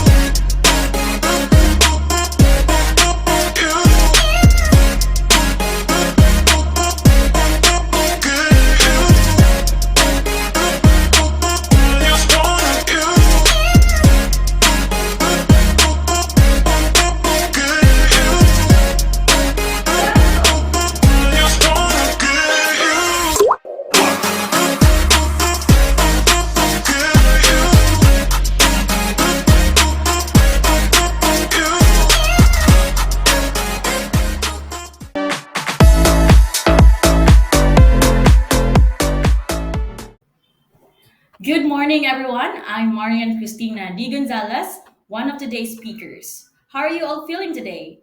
I hope you're doing well. Right now, I invite you to take a moment to relax and find comfort as we embark on a journey of exploration. Our main focus will be on gaining knowledge that can benefit not only ourselves but also our community. Before we dive into our topic, which is psychology and its importance for personal well being and beyond, let me introduce you to the other remarkable and wonderful speakers. We'll start with Laika Albanyo, Karil May Alcos, Aina Marie Chavez, Kathleen Joy Flores, Barbie Jean Impas, and Maria Luce. Today's lecture is all about psychology. We'll start by understanding what psychology is, what it covers, and how it has evolved over time. We'll simplify complex psychology words that might confuse you and show you how they relate to your everyday life, like how they can help you feel better, communicate well, and make healthy choices.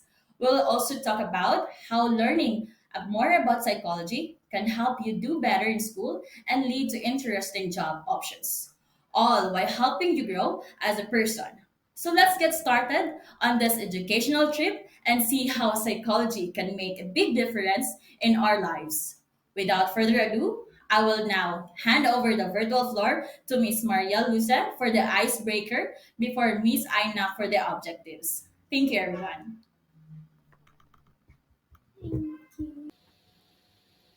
Good day, everyone. To kick off our presentation, let's break the ice and have some fun with a game called Guess the Gibberish. It is a light-hearted game that is interactive and will challenge your creativity and quick thinking. In this game, you'll be presented with a series of seemingly nonsensical phrases or words, and your task is to decipher the hidden message behind the gibberish. So, get ready to put in your thinking in caps and let's see who can decode the gibberish the fastest.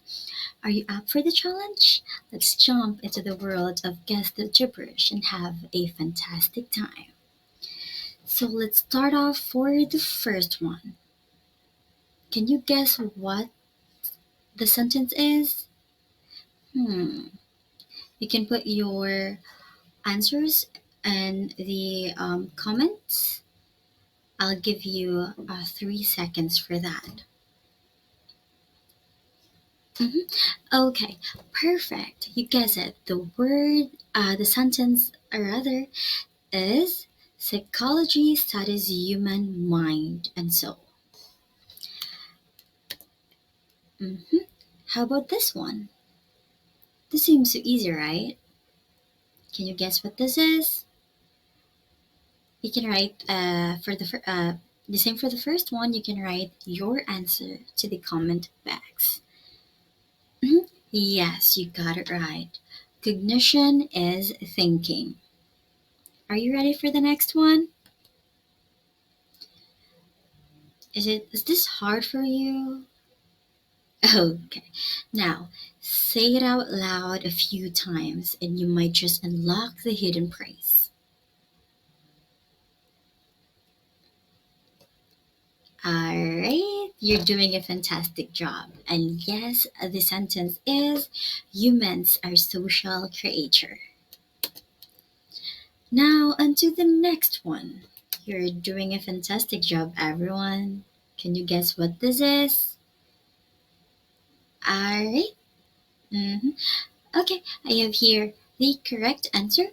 Developmental psychology studies human across lifespan. Let's continue with the next round. Can you decode what this is? Leave your comments or leave your answers in the comment section. Okay, you've got it right. Human behavior in the workplace. For the last one, this is the last one, and this seems a little bit tricky. So I'll give you 10 seconds for this one. Okay. I understand that this is a little bit hard to guess, but I know you will guess the answer. Just leave your answers in the comment box. Okay. Alright, so somebody got the correct answer. I have here the correct answer, which is they help patients address emotional, social, and psychological stressors. I hope you had fun, and thank you all for participating in Just the Gibberish. I know it's a very short icebreaker, but it's been a blast seeing your creative minds at work. Now, as we wrap up this fun icebreaker, let's shift our focus to our next segment. It's my pleasure to introduce our distinguished speaker, Aina Marie, who will be sharing with us the objectives of today's topic. Without further ado, Aina, the virtual stage is yours. Okay, so thank you. So for today's lecture, there are six objectives that will be discussed by our group, and the first one will be define psychology and understand its scope. So that will be discussed by Laika Albanyo. So the second objective will be explore the history and major perspectives in psychology. So that will be discussed also by Kathleen Flores. And the third objective will be define and explain commonly used psychological jargon terms. And that will be discussed by Karil Alcos. And the fourth objective will be understand the relevance of psychology to everyday life. And that will be discussed by Barbie Impas. And the next objective will be recognize the impact of psychology on personal well-being. And the last objective will be the discover the advantages of studying psychology academically. So now I will give the floor to Laika Albanyo to discuss the first objective. Hi everyone, my name is Laika. By the way, thank you, Aina. Now, on to our first topic introducing psychology. As we all know, psychology is often misunderstood and casually talked about without truly understanding it. For example, when you mention that you study psychology, the response from people might be, "So you can read minds? Do you know what I'm thinking then?" Moreover, there are more misconceptions in this field. That's why it's worth noting that misconceptions are indicative of a lack of knowledge about psychology within society. To provide you with greater clarity, let's start by gaining a better understanding of the definition of psychology. So, what is psychology?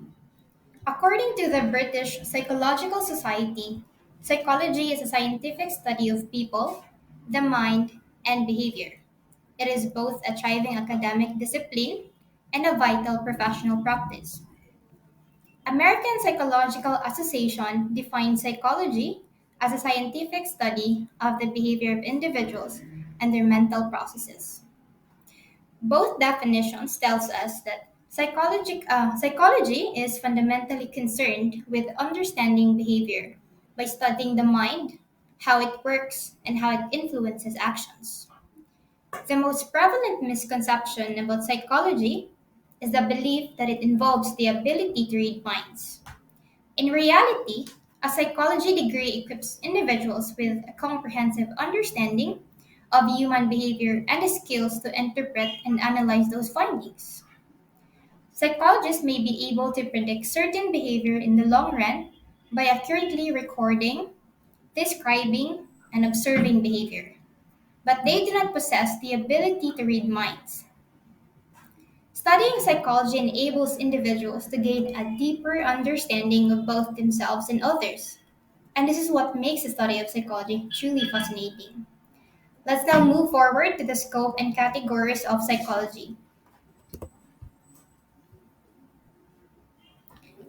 The vast scope of psychology has given rise to numerous specialized fields, each dedicated to specific aspects of the study of the mind, brain, and behavior.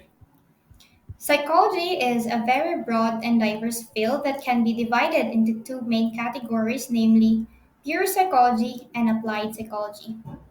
The first category is pure psychology. It provides a framework and theories, basic concepts of psychology, and formulation of psychological principles and theories. It encompasses various subfields including social psychology, abnormal psychology, and experimental psychology.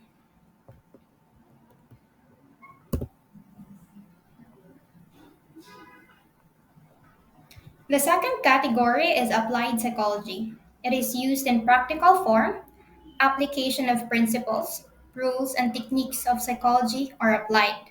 It encompasses various subfields including clinical psychology, educational psychology, and industrial or occupational psychology. Let's now tackle the scope of psychology. So the first one is social psychology. It is the study of how people interact with each other, how they perceive and influence each other, and how they form and maintain relationships. This field of psychology also focuses on group dynamics, social influence, and social cognition. The decisions you make and the behaviors you exhibit might depend on not only how many people are present, but exactly who you are around. For example, you're likely to behave much differently when you are around a group of close friends than you would around a group of colleagues or supervisors from work. The second one is abnormal psychology. It looks at psychopathology and abnormal behavior. It involves the study of people's emotional, thought, and behavior patterns to identify, understand, and potentially resolve any issues that may be negatively affecting a person's life. Abnormal psychology doesn't just address behaviors that are considered statistically infrequent. Instead, it focuses on behaviors that create distress, make it difficult to function, and that may be socially disruptive. The third one is experimental psychology. It is the psychological area that utilizes scientific methods to research the brain and behavior.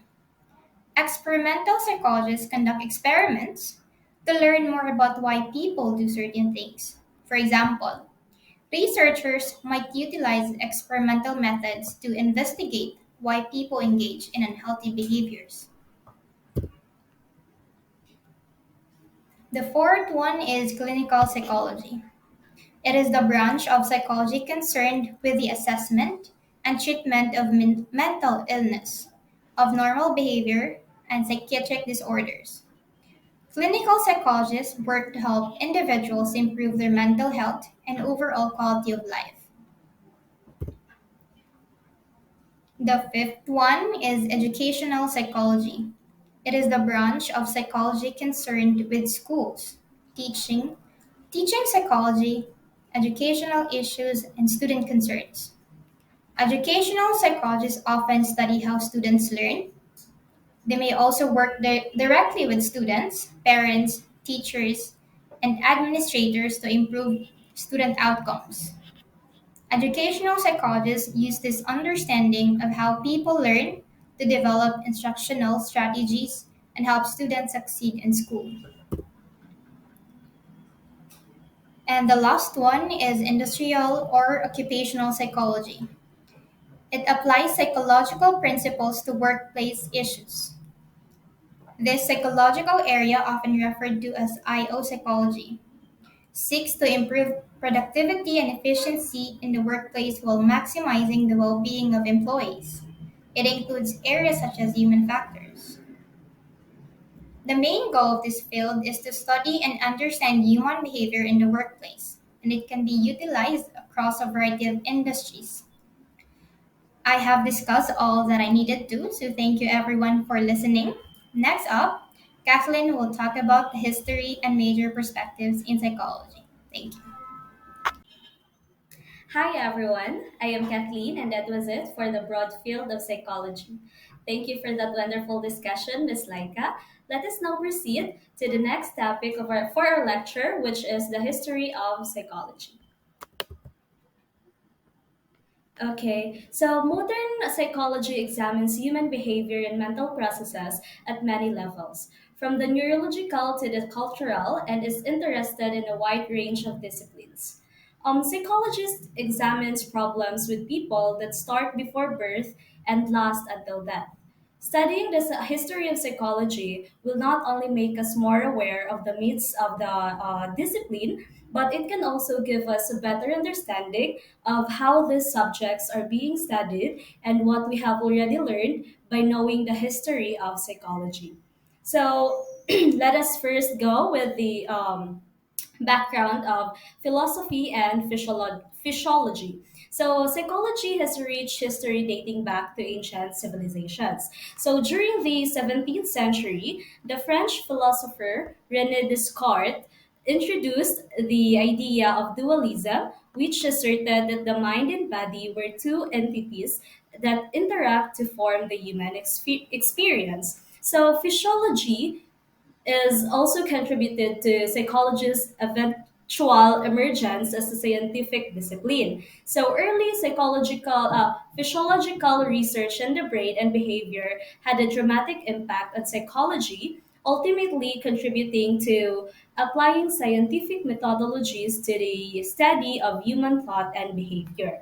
So next, is let's go to the major milestones, and it includes first is the structuralism by Wilhelm Wundt. So this is the time where psychology emerges as a separate discipline. So during the mid 1800s, a German physiologist named Wilhelm Wundt was using scientific research methods to investigate reaction times. So his book, published in 1873, The Principles of Physiological Psychology, outlined many of the major connections between the science of physiology and the study of human thought and behavior.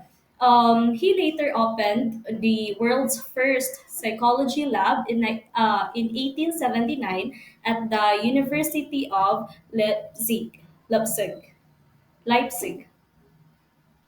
So this event is generally considered the official start of psychology as a separate and distinct scientific discipline. So Wundt also utilized introspection to analyze the basic elements of the mind. So this is already as psychologist's first school of thought. So he also believed firmly that psychological experiences are linked to physiological experiences and can therefore be studied objectively.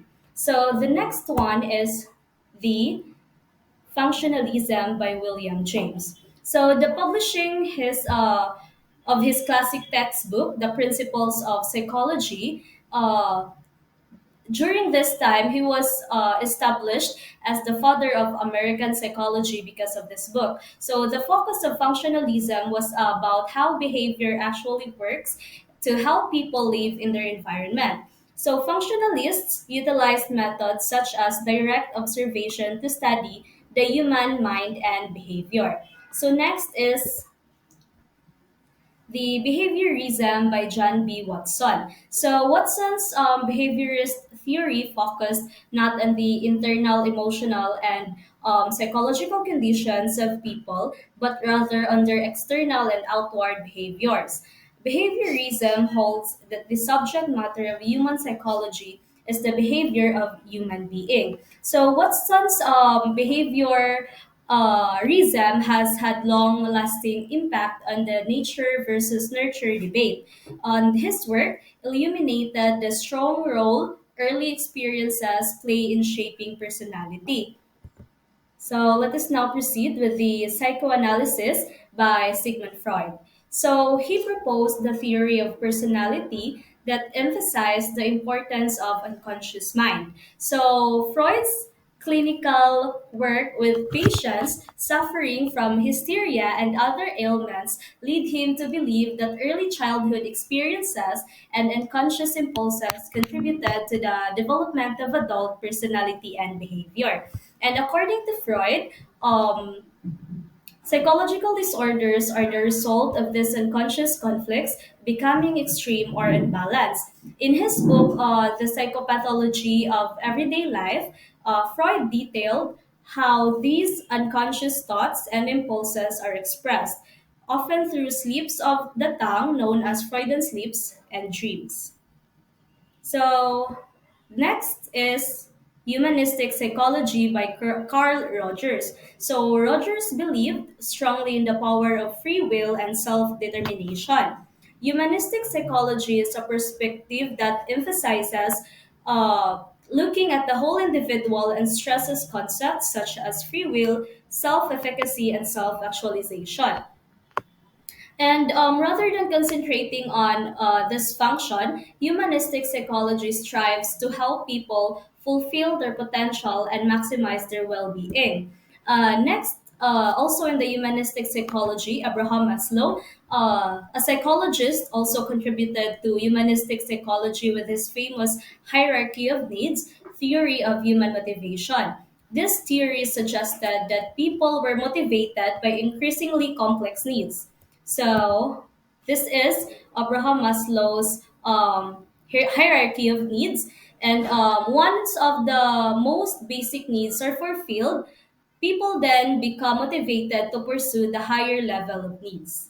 So the last one is the cognitive psychology. So, cognitive psychology involves the study of internal mental processes, all of the workings inside your brain, including the perception, the thinking, memory, attention, language, problem solving, and learning. So, cognitive psychology is the study of how people think and processes information. It also helps researchers understand the human brain. It also allows psychologists to help people deal with psychological difficulties. So, as you have seen in this brief overview of the psychologist's history, this discipline has seen dramatic growth and change since its official beginnings in one's lab. The story certainly does not end here. Psychology has continued to evolve since the 1960s, and new ideas and perspectives have been introduced. Recent researches in psychology also looks at many aspects of the human experience. So, from the biological influences on behavior, on the impact of social and cultural factors. Today, the majority of psychologists do not identify themselves with a single school of thought. Instead, they often focus on a particular specialty area or perspective, often drawing on ideas from a range of theoretical backgrounds.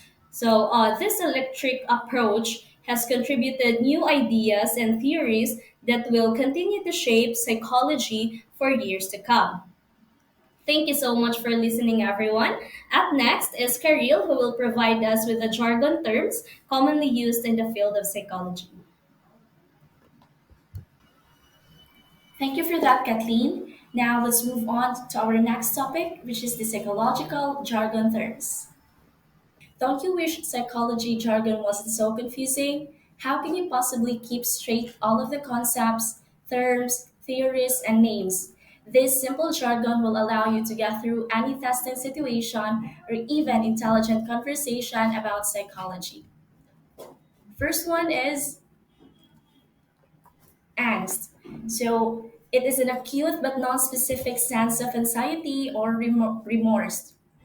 Second one, absolute threshold, the area of psychological investigation concerned with understanding the nature of individual pathologies of mind, mood, and behavior. Ageism, prejudice against older people, similar to racism and sexism in its negative stereotypes. Agoraphobia, an extreme fear of being in public places or open spaces from which escape may be difficult or embarrassing. Altruism, pro social behaviors a person carries out without considering his or her her own safety or interest. Anorexia nervosa, an eating disorder in which an individual weighs less than 85% of her or his expected but still controls eating because of self-perception of obesity. Next, comorbidity, the experience of more than one disorder at the same time. Compliance, a change in behavior consistent with a communication source direct request. Child directed speech, a special form of speech with an exaggerated and high pitched intonation that adults use to speak to infants and young children. Compulsion, an inner drive that causes a person to perform actions, often of a trivial and repetitive nature, against his or her will. Electrocomplex, the sexual attachment of a female child to her father. And next slide is the egocentrism in cognitive development. This is the inability of a young child at the pre-operational stage to take the perspective of another person. Etiology, the causes of or factors related to the development of a disorder. Freudian slip, any action such as a slip of the tongue that may reveal an unconscious thought. Fixation, a preoccupation or obsession. Hypochondria, chronic abnormal anxiety concerning the state of one's health, even in the absence of any evidence of disease and medical examination. Inferiority complex, a disorder arising from the conflict between the desire to be noticed and the fear of being humiliated, characterized by aggressiveness and withdrawal into oneself. Next is the mania, a psychiatric disorder characterized by great excitement and occasionally violent behavior. Menarche, the onset of menstruation. Oedipus complex, a group of emotions, usually unconscious, involving the desire of a children, especially a male child, to possess sexually the parent of the opposite sex while excluding the parent of the same sex. Primal therapy or primal scream therapy. This is a form of psychotherapy in which patients are encouraged to scream abusively about their parents and agonizingly about their suffering in infancy. Sexism, discrimination against people because of their sex. Sleep apnea, a disorder that causes you to stop breathing while asleep. Thus, these psychological jargon terms are a complex language used by experts in a certain discipline or field. So thank you everyone. Next in line to discuss your assigned topic is Miss Barbie. Hi everyone, I am Barbie.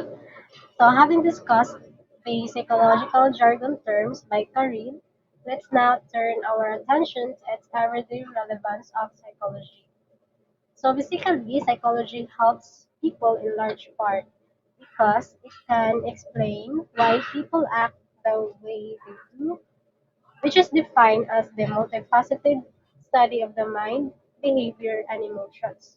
So, with this kind of professional insight, a psychologist can help people improve their decision making, stress management, and behavior based on understanding past behavior to better predict future behavior.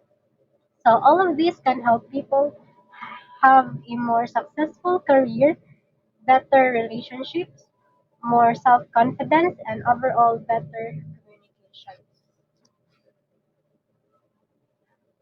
So psychology is all around us. It helps us first understand our own behavior and emotions, and then improve our relationships and communication. And then finally make informed decisions about our health and well-being. So we tackled about the science of self-awareness, and then the power of introspection and self-reflection. So here, the science of self-awareness means the difference between how we see ourselves and how others see us. While in introspection gives you access to understanding yourself, and then the self-reflection lets you process what you learn. So influences and behavior such as biological, social, and psychological factors. So, for example, here in behavioral genetics, this includes the genes, temperament, and heredity. And then in human physiological development, this includes prenatal development, motor development, and developmental changes in adolescence. So, we can also search for the effect of genetics and how the nervous and endocrine systems affect behavior, including the idea that personality, psychological disorders, motivation, and attitudes affect behavior. So, how psychological research help us comprehend our actions? So, first, it gains insight into why people think and act the way they do and into your own behavior and motivations. And then learn about the internal impulses and desires that drive us on. So, we have here emotional intelligence. This includes recognizing and managing our emotions, and then the impact of emotional intelligence on our lives. So first, it helps us build stronger relationships, and then succeed at school and at work, and achieve your career and personal goals. And then it helps you to connect with your feelings, turn intention into action, and of course, make informed decisions about what matters most to you. So there are types of emotions and their impact on behavior. So let's include the basic types of emotions. First is the happiness. So happiness lead people to being grateful, making time to connect with people, attending to health matters, being in the present moment, and helping other people, and etc. So, of course, there is sadness. It often leads people to engage in coping mechanisms such as avoiding other people, self-medicating, and ruminating in negative thoughts. And then the fear. So exposure to a fair object or situation can lead to familiarity and acclimation, which can reduce feelings of fear and anxiety. And then next is we have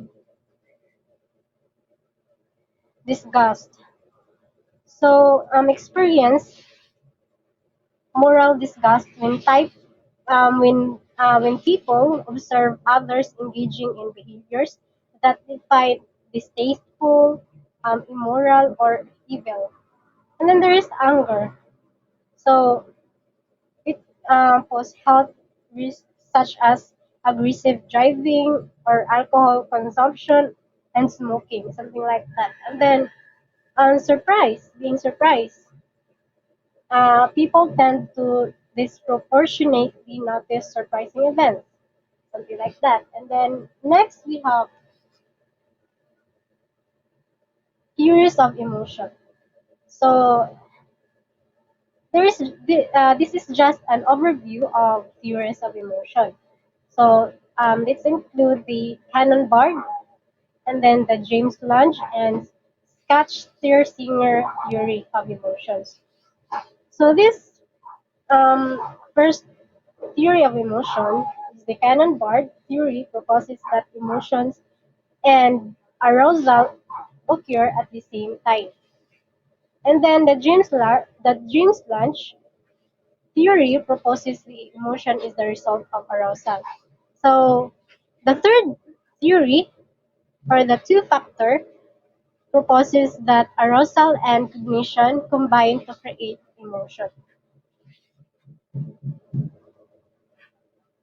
So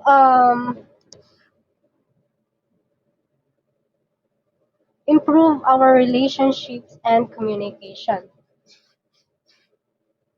The psychology of effective communication,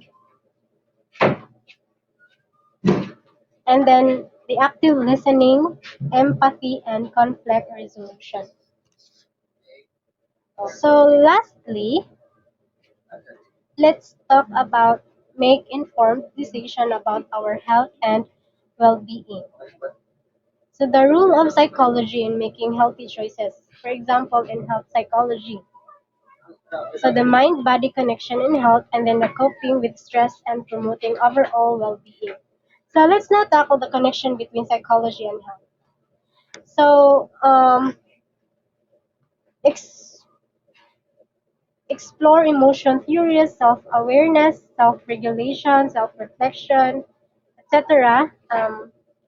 Understand how cognitive psychology impacts behavior and discover social psychology's role in shaping emotions, enhance relationships and communication with active listening and empathy, make informed health choices by grasping the mind-body connection and stress coping strategies. So I think that would be all, and I hope you learned something about my discussion. So for now, I will now hand you over to Miss Marie. Thank you.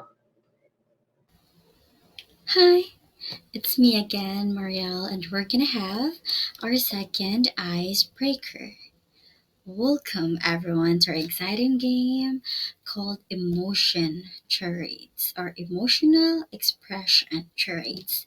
Today, we will explore the wonderful world of emotions through expression and observation. Are you all ready to have some fun? Fantastic. Here's how the game works. Each group will receive a list of emotions such as happy, sad, angry, calm, and more. These emotions will be written in separate cards, or these emotions will be given by group, and within each group, one person will become the actor, and the rest will be the guessers. The actor's task is to pick one of the emotion and express that emotion using only facial expression and body language. Remember, no sounds or words allowed. So the guessers in each group must observe the actor closely and try to identify the emotion being expressed. Now, everyone, get ready for the fun part. You can discuss among yourselves and make your best guess. After a set of, let's say, 1 to 2 minutes per round, the actor will reveal the emotion they were trying to convey. Get ready to be amazed by each other's acting skills. But the fun doesn't stop there. After each round, we'll rotate each roles within the group, giving each participant a chance to become the actor. That way, everyone can experience the thrill of expressing and deciphering emotions. So, let the emotional expression charades begin. Remember, it's all about having a good time and exploring the depth of human expression. Enjoy the game and let the emotions unfold. Hello, I hope you are all doing well. It's me again, Marielle, and I'm delighted to have the opportunity to discuss a topic that holds immense significance for each of us: the role of psychology in enhancing personal well being. Psychology plays a critical role in unraveling the mysteries of human well being. You see, personal well being isn't just about the absence of problems, it's about the presence of positive experiences and a sense of purpose in our lives. It's about understanding um, our emotions, our relationships, and the factors that contribute to our overall life satisfaction. So, as we embark on this journey together, let's keep an open mind and be ready to discover how the field of psychology can help each one of us enhance our psychological well-being. Thank you for being here, and I'm so excited to explore this topic with you. Let's start off with a quote by or Albert Einstein once said, The most important question any human being can ask is this a friendly universe? I believe we need to ask ourselves that very question. Is this a friendly universe for me? The exciting thing is that the answer to that question is largely based on the way we think, our thoughts, the thoughts of our patterns, uh, the, the thoughts patterns we choose rather, and how we choose to look at and interpret our very own universe. Well, let's start off our discussion with the topic understanding and managing stress and anxiety. Stress is described as a sense of being overwhelmed, worry, distraction, stress, exhaustion, and lethargy. So, stress triggers the fight or flight response, releasing hormones like adrenaline and cortisol. Well, stress is complex, involving both emotions and physical sensations. It's like feeling mentally or emotionally burdened, as if the weight of the world is on our shoulders. When stress hits our body, it goes into fight or flight mode. This is a natural response releasing hormones like adrenaline and cortisol. These prepare us to face or escape a challenge, optimizing our ability to cope. Now, let us look at the stress triggers or the four conditions that cause stress triggers. First is novelty.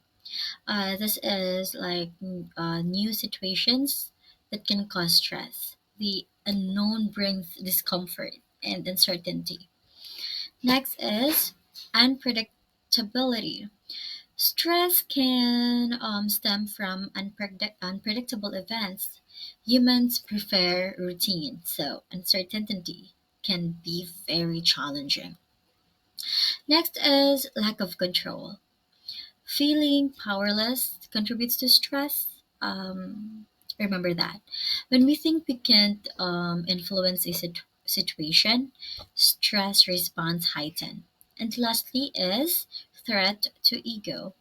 Challenges to self-esteem, identity, or competence trigger stress. We strive to protect our self-concept in such situations. Next slide. Anxiety.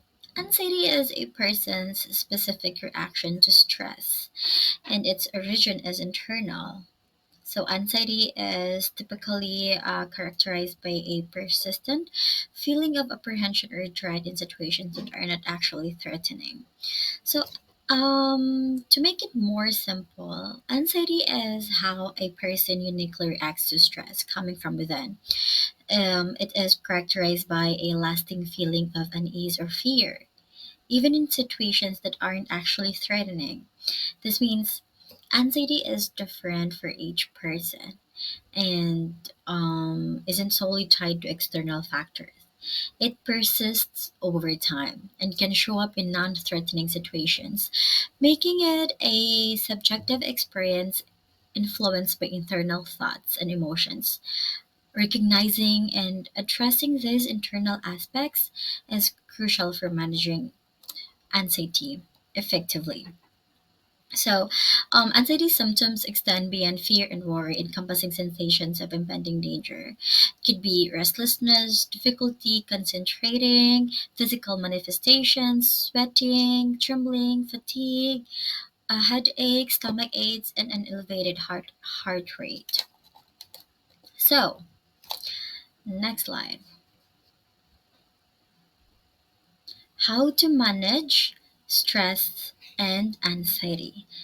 Well, managing stress and anxiety involves a um, several proactive steps to foster emotional well-being. But you can start by paying attention to early warning signs, which you can identify the warning signs, which may include physical and emotional cues like an increased heart rate, irritability, or changes in sleep patterns.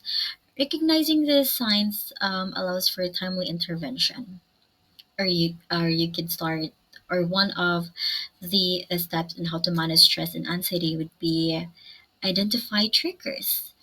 Identify specific triggers by pinpointing situations um, or factors that contribute to stress or anxiety. This self awareness enables you to address the root causes and develop targeted coping strategies. Engage in support groups or for the next one is as what I have mentioned, you can engage in support groups or seek educational resources to gain better understanding of stress and anxiety. Connecting with others who share similar experiences can provide valuable insights and coping mechanisms. Create stability in your life by establishing the next one would be establishing or establish routines. Daily routine.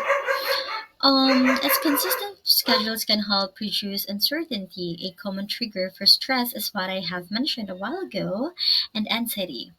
Next is practice relaxation or incorporate relaxation techniques such as deep breathing, exercises, meditation, yoga.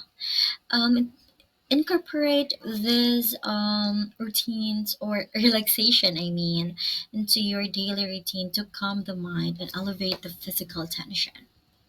And last or finally, keep a journal to express and reflect on your thoughts and emotions.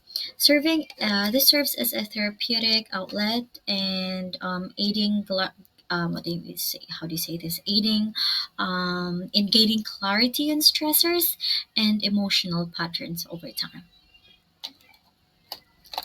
So I hope you learned something and how to manage daily stress and anxiety. So let's go with the second one. Second topic, which is improving mental health and coping with challenges. Well, it is not always easy to take care of our well-being. You know that, or to know where to start. Taking care of our well-being can be very challenging, but it is essential to start somewhere. So here are some helpful tips. First, only try what feels comfortable for you. It's okay to explore at your own pace, as different approaches work for different people. Give yourself the time needed to figure out what works best for you. Take things step by step, and if the initial step feels too difficult, consider breaking it into smaller, more manageable steps. This way, you can approach well being in a way that suits your comfort level and individual needs. So, always remember that it is very important to develop your own toolkit of coping skills that you'll find useful. You may need to experiment with a variety of coping strategies to help you discover which ones work best for you. So in addition to that, you should always remember always remember that life brings a variety of challenges like work stress, relationship problems, financial pressures, and health issues, which can impact our mental health. Coping methods vary among individuals with varying degrees of effectiveness. It is crucial to identify and embrace healthy coping strategies to safeguard and enhance our mental well-being.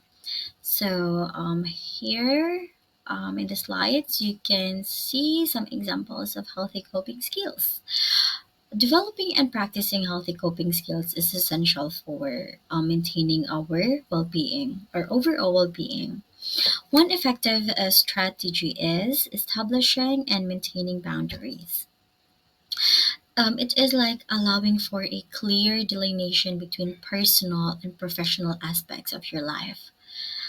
And you can, for the second one, you can practice or practicing relaxation strategies such as deep breathing, meditation, contributes to stress reduction and promotes a sense of calmness. Next is regular physical activity. is another key coping skill, releasing endorphins and positively impacting both physical and mental health. Additionally, making to-do lists and setting goals help organize tasks, breaking them into manageable steps, and fostering a sense of accomplishment. Incorporating these coping skills into daily life, individual can enhance their resilience effectively and manage stress. How do you say that? Effectively manage stress and contribute to a healthier and more meaningful life. Let's go with the next slide or for the next topic, which is developing emotional intelligence. So, we are going to explore two vital skills that play a significant role in our personal and professional lives. Developing resilience and emotional intelligence. So, these skills are key to navigating life's challenges and building meaningful relationships. So the term emotional intelligence was coined by psychologist John Mayer and Peter Salovey in 1990. It can be defined as your ability to use your emotions intelligently and appropriately in different situations, combined with your ability to use emotions to make yourself more intelligent overall. So it's not just about understanding your and managing your feelings, but also using emotions to make yourself smarter overall.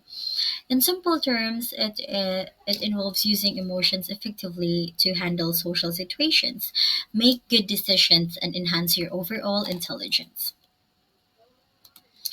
Um, Next topic. Let me just go to the next slide. So, in order to become more emotionally intelligent, it is necessary to develop the following skill domain. First is self awareness. Self awareness involves your ability to recognize feelings while they are happening. So, understand your own emotions in different situations. Next is emotional management. Emotional management involves your ability to control and handle your emotions in a positive way. Excuse me, I'm sorry. Next is self motivation. Self motivation involves your ability to keep your actions goal directed even when you are distracted by your emotions. You should stay positive, set goals, and stay motivated in tough times. Next is empathy. Understand and share the feelings of others.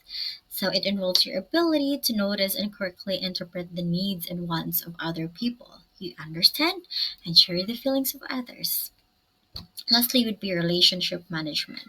So it is building and maintaining healthy relationships through effective communication and collaboration. It is the ability to anticipate, understand, and appropriately respond to the emotions of others. So, by working on these skills, you can improve your emotional intelligence, leading to better relationships and overall well being.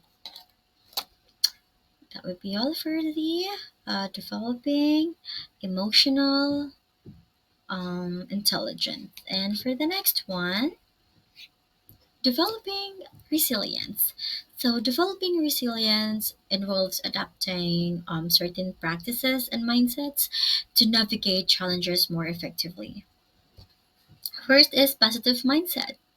Cultivating a positive outlook even in challenging situations can increase resilience. So, the first point emphasizes the importance of maintaining a positive mindset even in tough situations. This positive outlook contributes to increased resilience, allowing individuals to bounce back from setbacks more easily. Next is developing problem solving. This skill is crucial because it enables individual to approach difficulties with confidence, Find constructive solutions. Next is self care. Prioritizing self care, encompassing both physical and mental well being, is a foundational aspect of resilience, as a healthy body and mind provide a strong foundation for facing challenges. Lastly, fostering social support. By building meaningful connections and relationships, ensures that individuals have a network to rely for encouragement and assistance during tough times, further enhancing their resilience.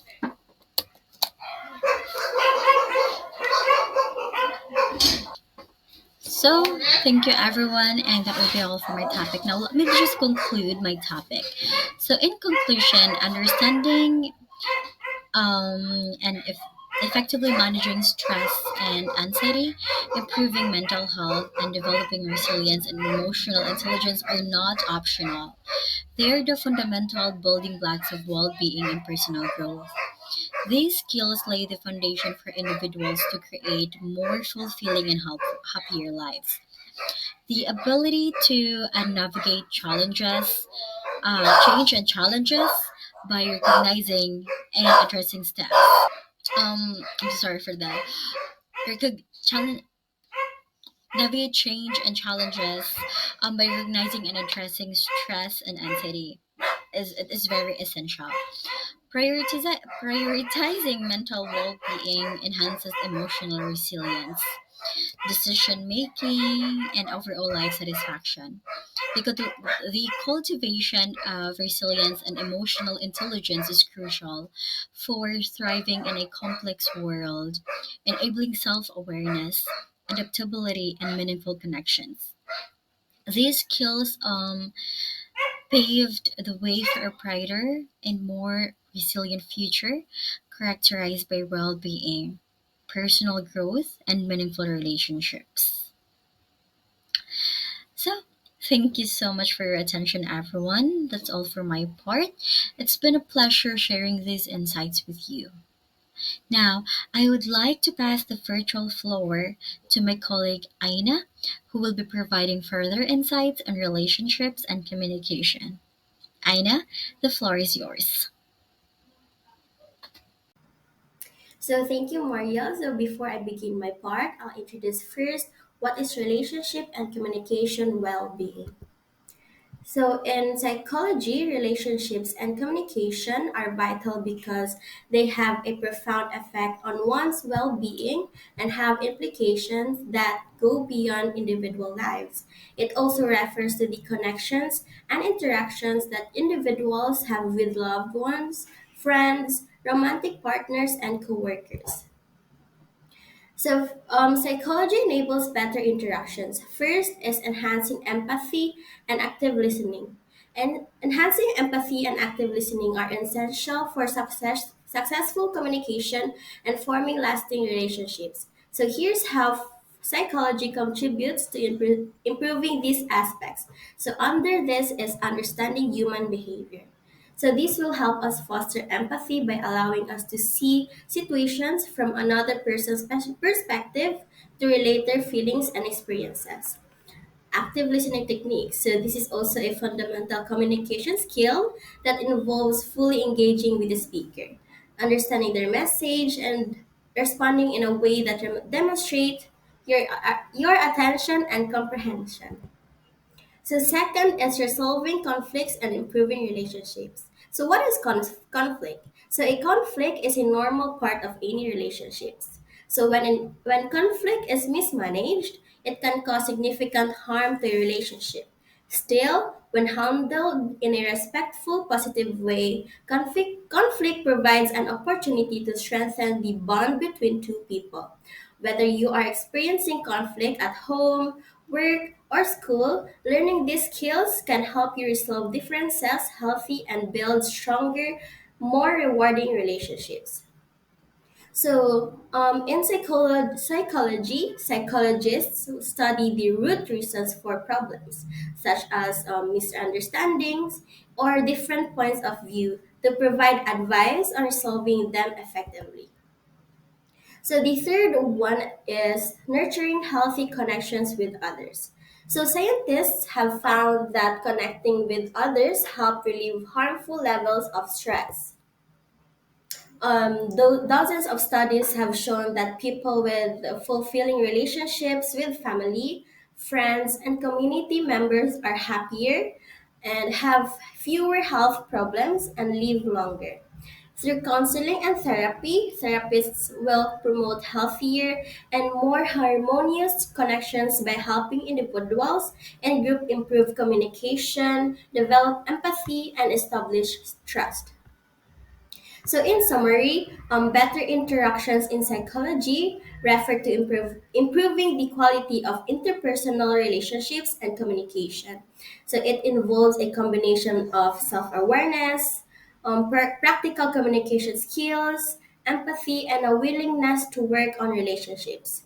So, by applying these principles, individuals can foster healthier, more satisfying interactions with others, ultimately contributing to their well being and to those around them. And the next topic will be the healthy and lifestyle choices. So, health and lifestyle choices are fundamental to psychology, impacting broader societal dimensions and essential to individual well being. So, in psychology, the goal of studying health and lifestyle choices is to comprehend the routine, habits, and thought processes that affect one's physical and mental health. So, psychology helps in making informed decisions. First, will be encouraging healthy habits and self care. So, an important aspect of psychology is the promotion of healthy behaviors and self care, intending to enhance well being and optimum performance. This involves understanding the psychological mechanisms influencing behavior, motivation, and self regulation. Psychologists work to empower individuals to adopt and sustain positive habits like regular exercise, balanced nutrition, and stress management. Encouraging healthy habits and self-care is not only beneficial on a personal level, but it also contributes to a healthier and more resilient society as individuals are better equipped to manage stress, build resilience, and support one another in their pursuit of well-being. So the second is the understanding addiction and behavior change. Understanding addiction and behavior change is an essential area of psychology that explores the complex processes of drug addiction and other addictive behaviors. So, addiction can be defined by intense cravings, a loss of control over one's use, and persistence in a behavior despite adverse effects. So, initially, addiction modifies the brain's ability to perceive pleasure, and subsequently, it taints other natural desires like motivation and learning. It can damage your career, your relationships, health, finances, and even legal trouble. So this also leads to significant changes in behavior, including the following. So it changes your behavior. You also engage in risky behavior. You may also become depressed and anxious. So the third one is promoting well-being through positive psychology. Promoting well-being through positive psychology is a transformative approach that focuses on enhancing the quality of life, personal growth, and happiness. It emphasizes the strength, resilience, and positive emotions, encouraging individuals to cultivate their best selves. So, positive psychology explores gratitude, mindfulness, and optimism, offering practical tools to boost mental and emotional well being. So, according to Davidson, positive psychology recognizes happiness and well being as essential human skills. So, in summary, psychology empowers individuals to take charge of their health, make choices that promote well-being, and sustain these optimistic behaviors over time, thus contributing to healthier and more fulfilling lives. So that would be all, and I will give the floor to the next reporter, to Karel Alcos. Thank you. Hello, everyone. My name is Karil. By the way, thank you, Miss Aina, for that wonderful discussion. Today, allow me to discuss my assigned topic, academic pursuit in psychology. So, in order to become a full fledged psychologist, one must undertake a long, demanding, and quite difficult journey in academia.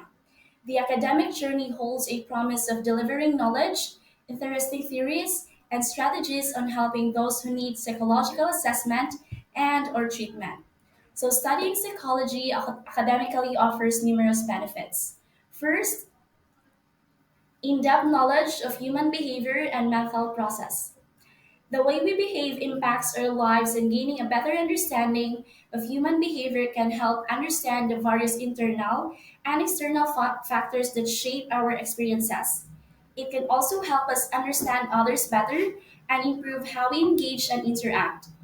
Second, critical thinking and research skills. Critical thinking is objective and requires analyzing and evaluating information to form a sound judgment. It is a cornerstone of evidence based arguments, and it is essential in psychology.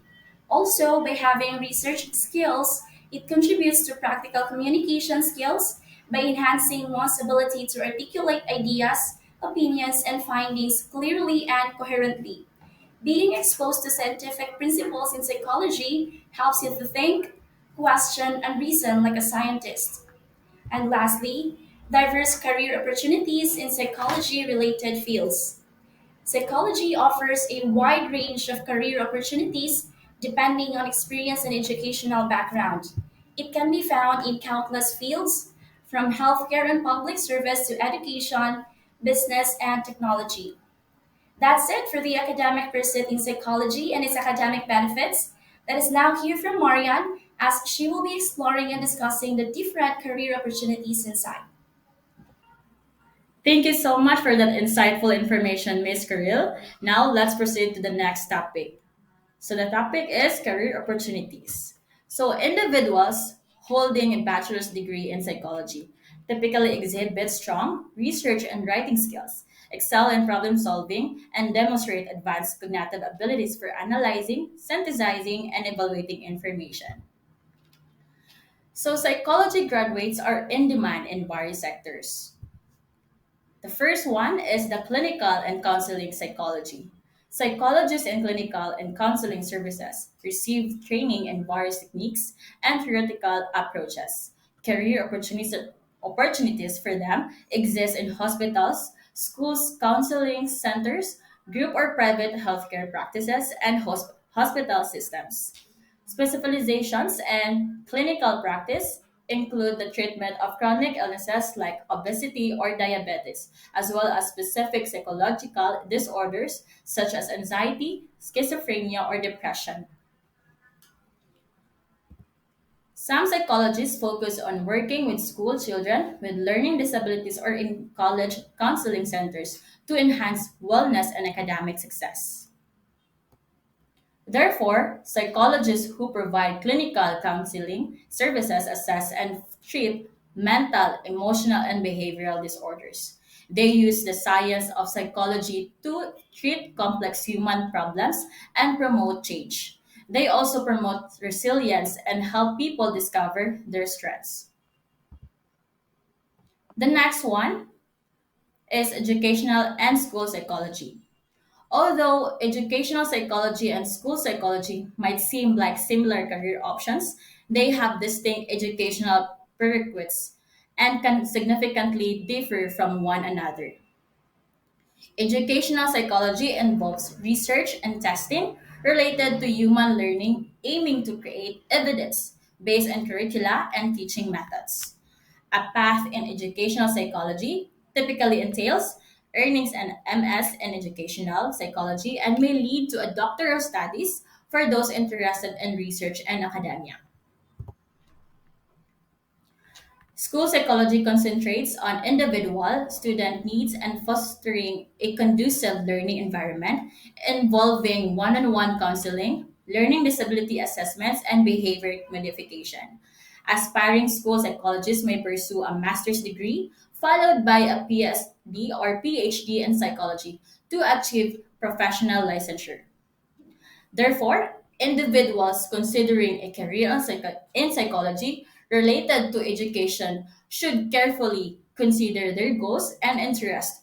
If they are passionate and about conducting research and developing evidence based educational strategies, pursuing a path in educational psychology with an initial Master of Science or MS degree might be suitable, potentially leading to further research and academic pursuits.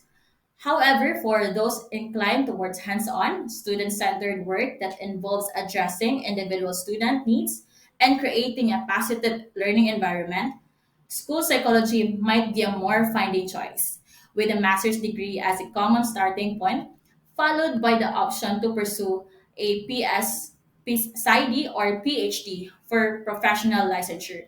So these distinctions underscore the importance of aligning one's career aspirations with a specific field of psychology that best matches their interest and desired professionals' outcomes. The third one is the industrial organizational psychology. Industrial and organizational psychologists or IO psychologists direct their efforts toward the study of employee behavior and organizational setting. So their role entails the application of psychological principles and research methodologies to enhance the holistic workplace milieu encompassing dimensions like performance, intercommunication, professional contentment, and safety. So, IO psychologists apply their scientific research in various organizational settings, including manufacturing, commercial enterprises, labor unions, and healthcare facilities. Their research encompasses applicant and employee testing, leadership development staffing, management teams, compensation, workplace safety, diversity, and work life balance. Some IO psychologists engage in research or academic roles within the colleges and universities. They are also qualified as trainers, facilitators, assessors, coaches, and consultants. IO psychologists can work within an organization's HR department or act as independent consultants for specific problem solving needs. Hence, IO psychologists, although their scientific research and expertise, are versatile problem solvers. So they work in diverse organizational settings, addressing issues from applicant testing to work-life balance, and may serve in academia or act as trainers, assessors, coaches, and consultants, whether part of an HR department or as independent consultants. Their role is pivotal in optimizing organizations. The fourth one is the forensic psychology. So, forensic psychology is a dynamic and interdisciplinary field that serves as the junction between psychology and the legal system. So, in this realm, psychologists leverage their expertise to address a wide array of psychological aspects with the legal matters, from assessing criminals' mental state to examining potential biases in jury decisions. So, forensic psychology applies psychological principles to legal matters. The BS program in psychology offers a specialization and forensic psychology, integrating general psychology education with focused coursework in criminal law, criminal behavior, mental disorder diagnosis, and also treatment, and legal decision making. Courts may seek the expertise of psychologists when legal cases involve psychological aspects. So, for instance, psychologists can aid in assessing a criminal's mental state during an offense or identifying potential bias in a jury's decision based on factors like race. So, this field constitutes to the domain of forensic psychology, bridging the gap between psychology and the law. The BS in psychology with a concentration in forensic psychology mandates extra lab coursework and advanced statistical training. So distinguishing it from the BA degree. Okay. So next is this program also offers a deeper understanding of the biological and neuroscientific dimensions of psychology. So which are increasingly vital in research and clinical forensic applications. So, working in forensic psychology means both fascinating and rewarding, right? Because forensic psychologists apply their knowledge of human behavior and also the legal system to contribute to the understanding and resolution of complex legal cases. So, they have the opportunity to make a real impact by providing crucial insights, evaluating mental states, and ensuring justice is served. With a dynamic and interdisciplinary approach, forensic psychologists play a vital role in the intersection of psychology and the law, making it an exciting and fulfilling career choice. So the next one is the psychologist and psychiatrist. In the fields of psychology and psychiatry, professionals play a vital role in addressing mental health issues, but their past and day-to-day practices diverge significantly. So we will discuss first the psychologist. So psychologists, they engage in a variety of roles beyond talk therapy, often participating in research, during their education and later in their careers. So, work one on one or in small groups employing talk therapy to address emotional distress or mental illness. Find employment in diverse settings like private practices, hospitals, universities, corporations, and government agencies. Some teach in post-secondary institutions after earning a doctorate. The next one is the psychiatrist. They are the medical doctors who complete a medical degree and a residency program, so can prescribe medications and provide clinical treatment for mental disorders. So they collaborate with psychologists and may combine psychotherapy with medication and treatment plans. Therefore, while both psychologists and psychiatrists, guys, play essential roles in mental health, they also differ significantly in their education and daily practices. So, psychologists with their advanced degrees employ talk therapy in various settings, and also some engages in research and teaching also. On the other hand, psychiatrists as medical doctors can prescribe medication and their clinical focus involves diagnosis and treating mental disorders, often working collaboratively with psychologists to provide comprehensive care. So to move on the next topic, I will now pass the virtual floor to Miss Barbie Impas to discuss the personal growth with you guys. Thank you so much. So now that we've explored the different career opportunities, let's shift our focus to the personal growth related in psychology. So psychology encompasses a wide range of topics and areas with a multifaceted role in personal growth. So academic pursuit in psychology fosters personal growth. So we are uh, talking here about self-awareness and self-reflection. So in self-awareness, it is the ability to focus on yourself and how your actions, thoughts, or emotions do or don't align with your internal standards. So it is according to psychologists Shelley Duvall and Robert Wilkart. So there are examples of highly self-aware. This includes can objectively evaluate themselves, manage their emotions, align their behavior with their values, and understand correctly how others perceive them. While in self-reflection, um,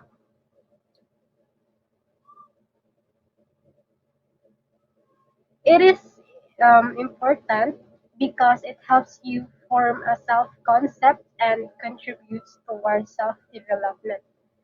So self reflection is critical because it contributes to your self concept, which is an important part of your identity. And your self concept includes your thoughts about your threats, abilities, beliefs, values, roles, and relationships. So it plays an influential role in your mood, judgment, and behavioral patterns. It is also plays a key role in self development. So according to Wilson, it is a required skill for personal growth. So there are benefits of self-reflection, such as it can increase self-awareness, a greater sense of control, and then it improved communication skills, deeper alignment with core values, better decision-making skills, and greater accountability. So let's proceed to empathy and understanding of diverse perspectives. Empathy is essential for personal growth, relationships, and society, as it enables us to comprehend others' emotions and perspectives, and is innate in our brains as social beings. So, empathy can be practiced by actively listening, caring about others' well being, and understanding different worldviews. Understanding diverse perspectives helps us to think critically, to see when we are wrong, and to improve at what we do. The significance of empathy. First, it is an important and vital skill, and this is social connections. Being connected to others is good for our mental well-being, and then it improves leadership skills and also anticipate the needs of clients, something like that. So, how empathy fosters inclusivity and understanding in diverse settings. Inclusion is the result of a culture that has empathy as a foundation. And inclusion and empathy are both invisible. So, it's the actions that you engage in daily that create the culture that you desire. And the results of empathy and inclusion is diversity. So, therefore, self awareness, empathy, lifelong learning, and adaptability are not just individual attributes but cornerstone of personal and professional success. So, they enhance relationships, support decision making, and contribute significantly to personal growth and overall well being. So, that's all, everyone. Hope you enjoyed the topic. Now, Um, let's welcome Miss Kathleen to tackle the key points and summaries.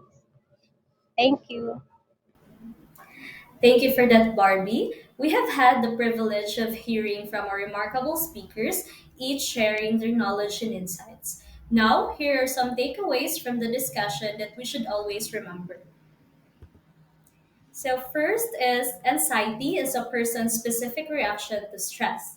Second, connection with others reduces stress, improves happiness, and enhances health. Third, emotional intelligence is the ability to use our emotions intelligently and appropriately in different situations. Next, enhancing empathy and active listening essentials for successful communication and forming lasting relationships. Next, mental health is essential to our overall well-being and as important as physical health. So next one is psychology has a rich history dating back to ancient civilizations. Next, psychology helps us understand ourselves and others better in everyday life. Next is psychology helps us understand human behavior, resolve conflicts, and nurture healthy connections. Psychology offers a wide range of career opportunities depending on experience and educational background. Next is resilience is the ability to bounce back from adversity and cope with stress. Next, stress triggers the fight or flight response. Last one is the major schools of thought in psychology are dualism, structuralism, functionalism, and behaviorism. And that was it for the key points and summaries. So for the closing remarks, let us welcome once again Miss Marian. Thank you. Thank you, Kathleen, for your key points and summaries. For further information and related resources about psychology, please feel free to visit the following pages, which offer additional insights and valuable materials to explore.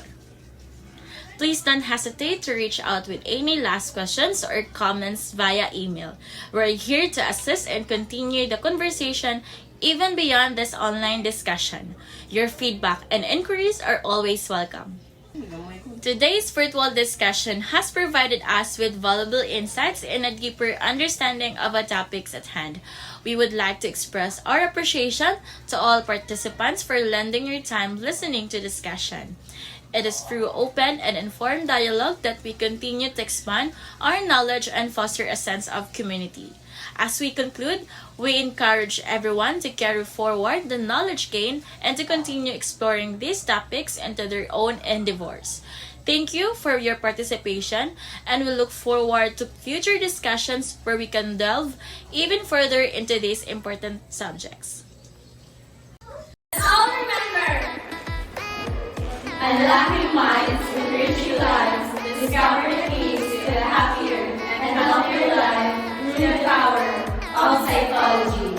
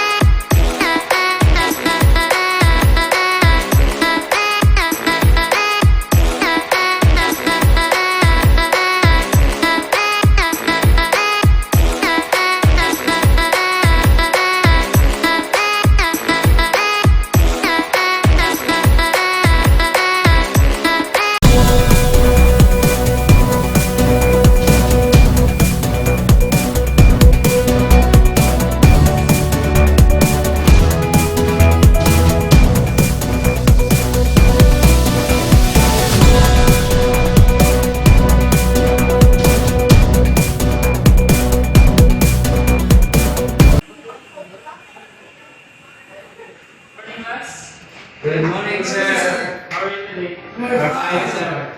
Please be seated. Thank you, sir. So class, before we proceed to our topic, let's have some first review of discussion about last meeting.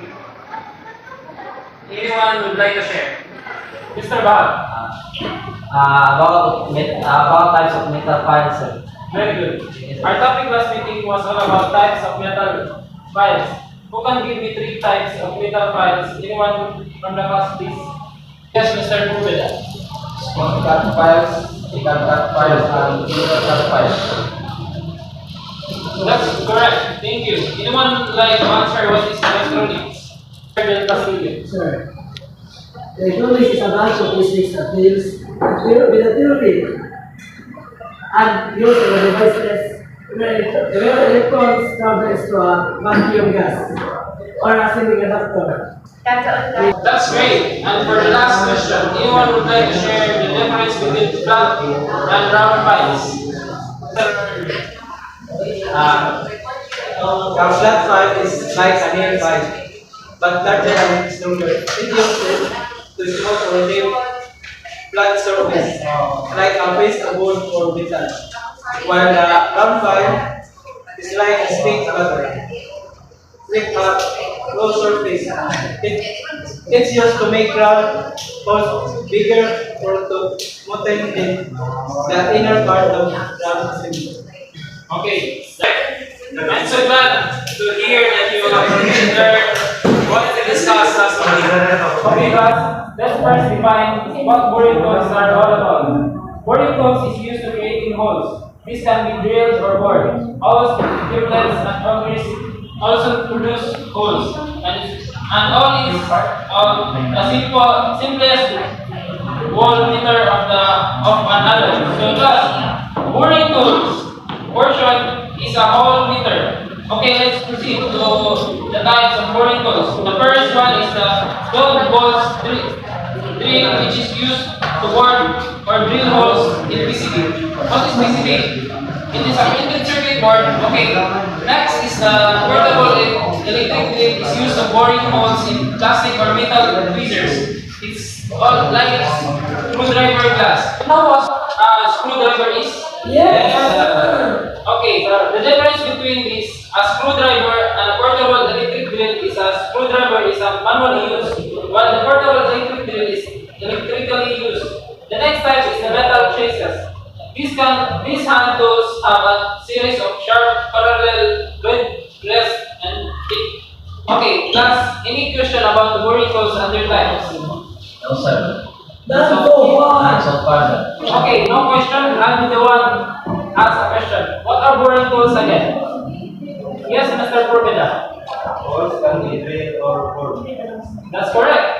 Boring tools is used to creating holes. This can be drilled or bored. What are the three types of boring tools? Yes, Mr. Bal. Vertical boring and horizontal boring and jig boring. Okay, that's good. Last question. Why it's important to know to use the boring tools or types of boring tools? Yes, Mr. Del Castillo. Different types of boring tools are designed for specific tasks and materials.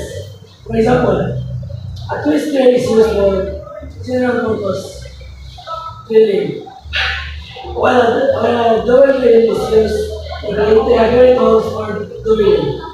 Similarly, a boring bar is used for precision boring in metal cutting operations, whereas another bit is used for drilling deep holes in wood. We are all very good. Next meeting, we will have a graded presentation. Let's all stand. Thank you for your cooperation. Goodbye and keep safe, everyone. Goodbye. Thank you, sir.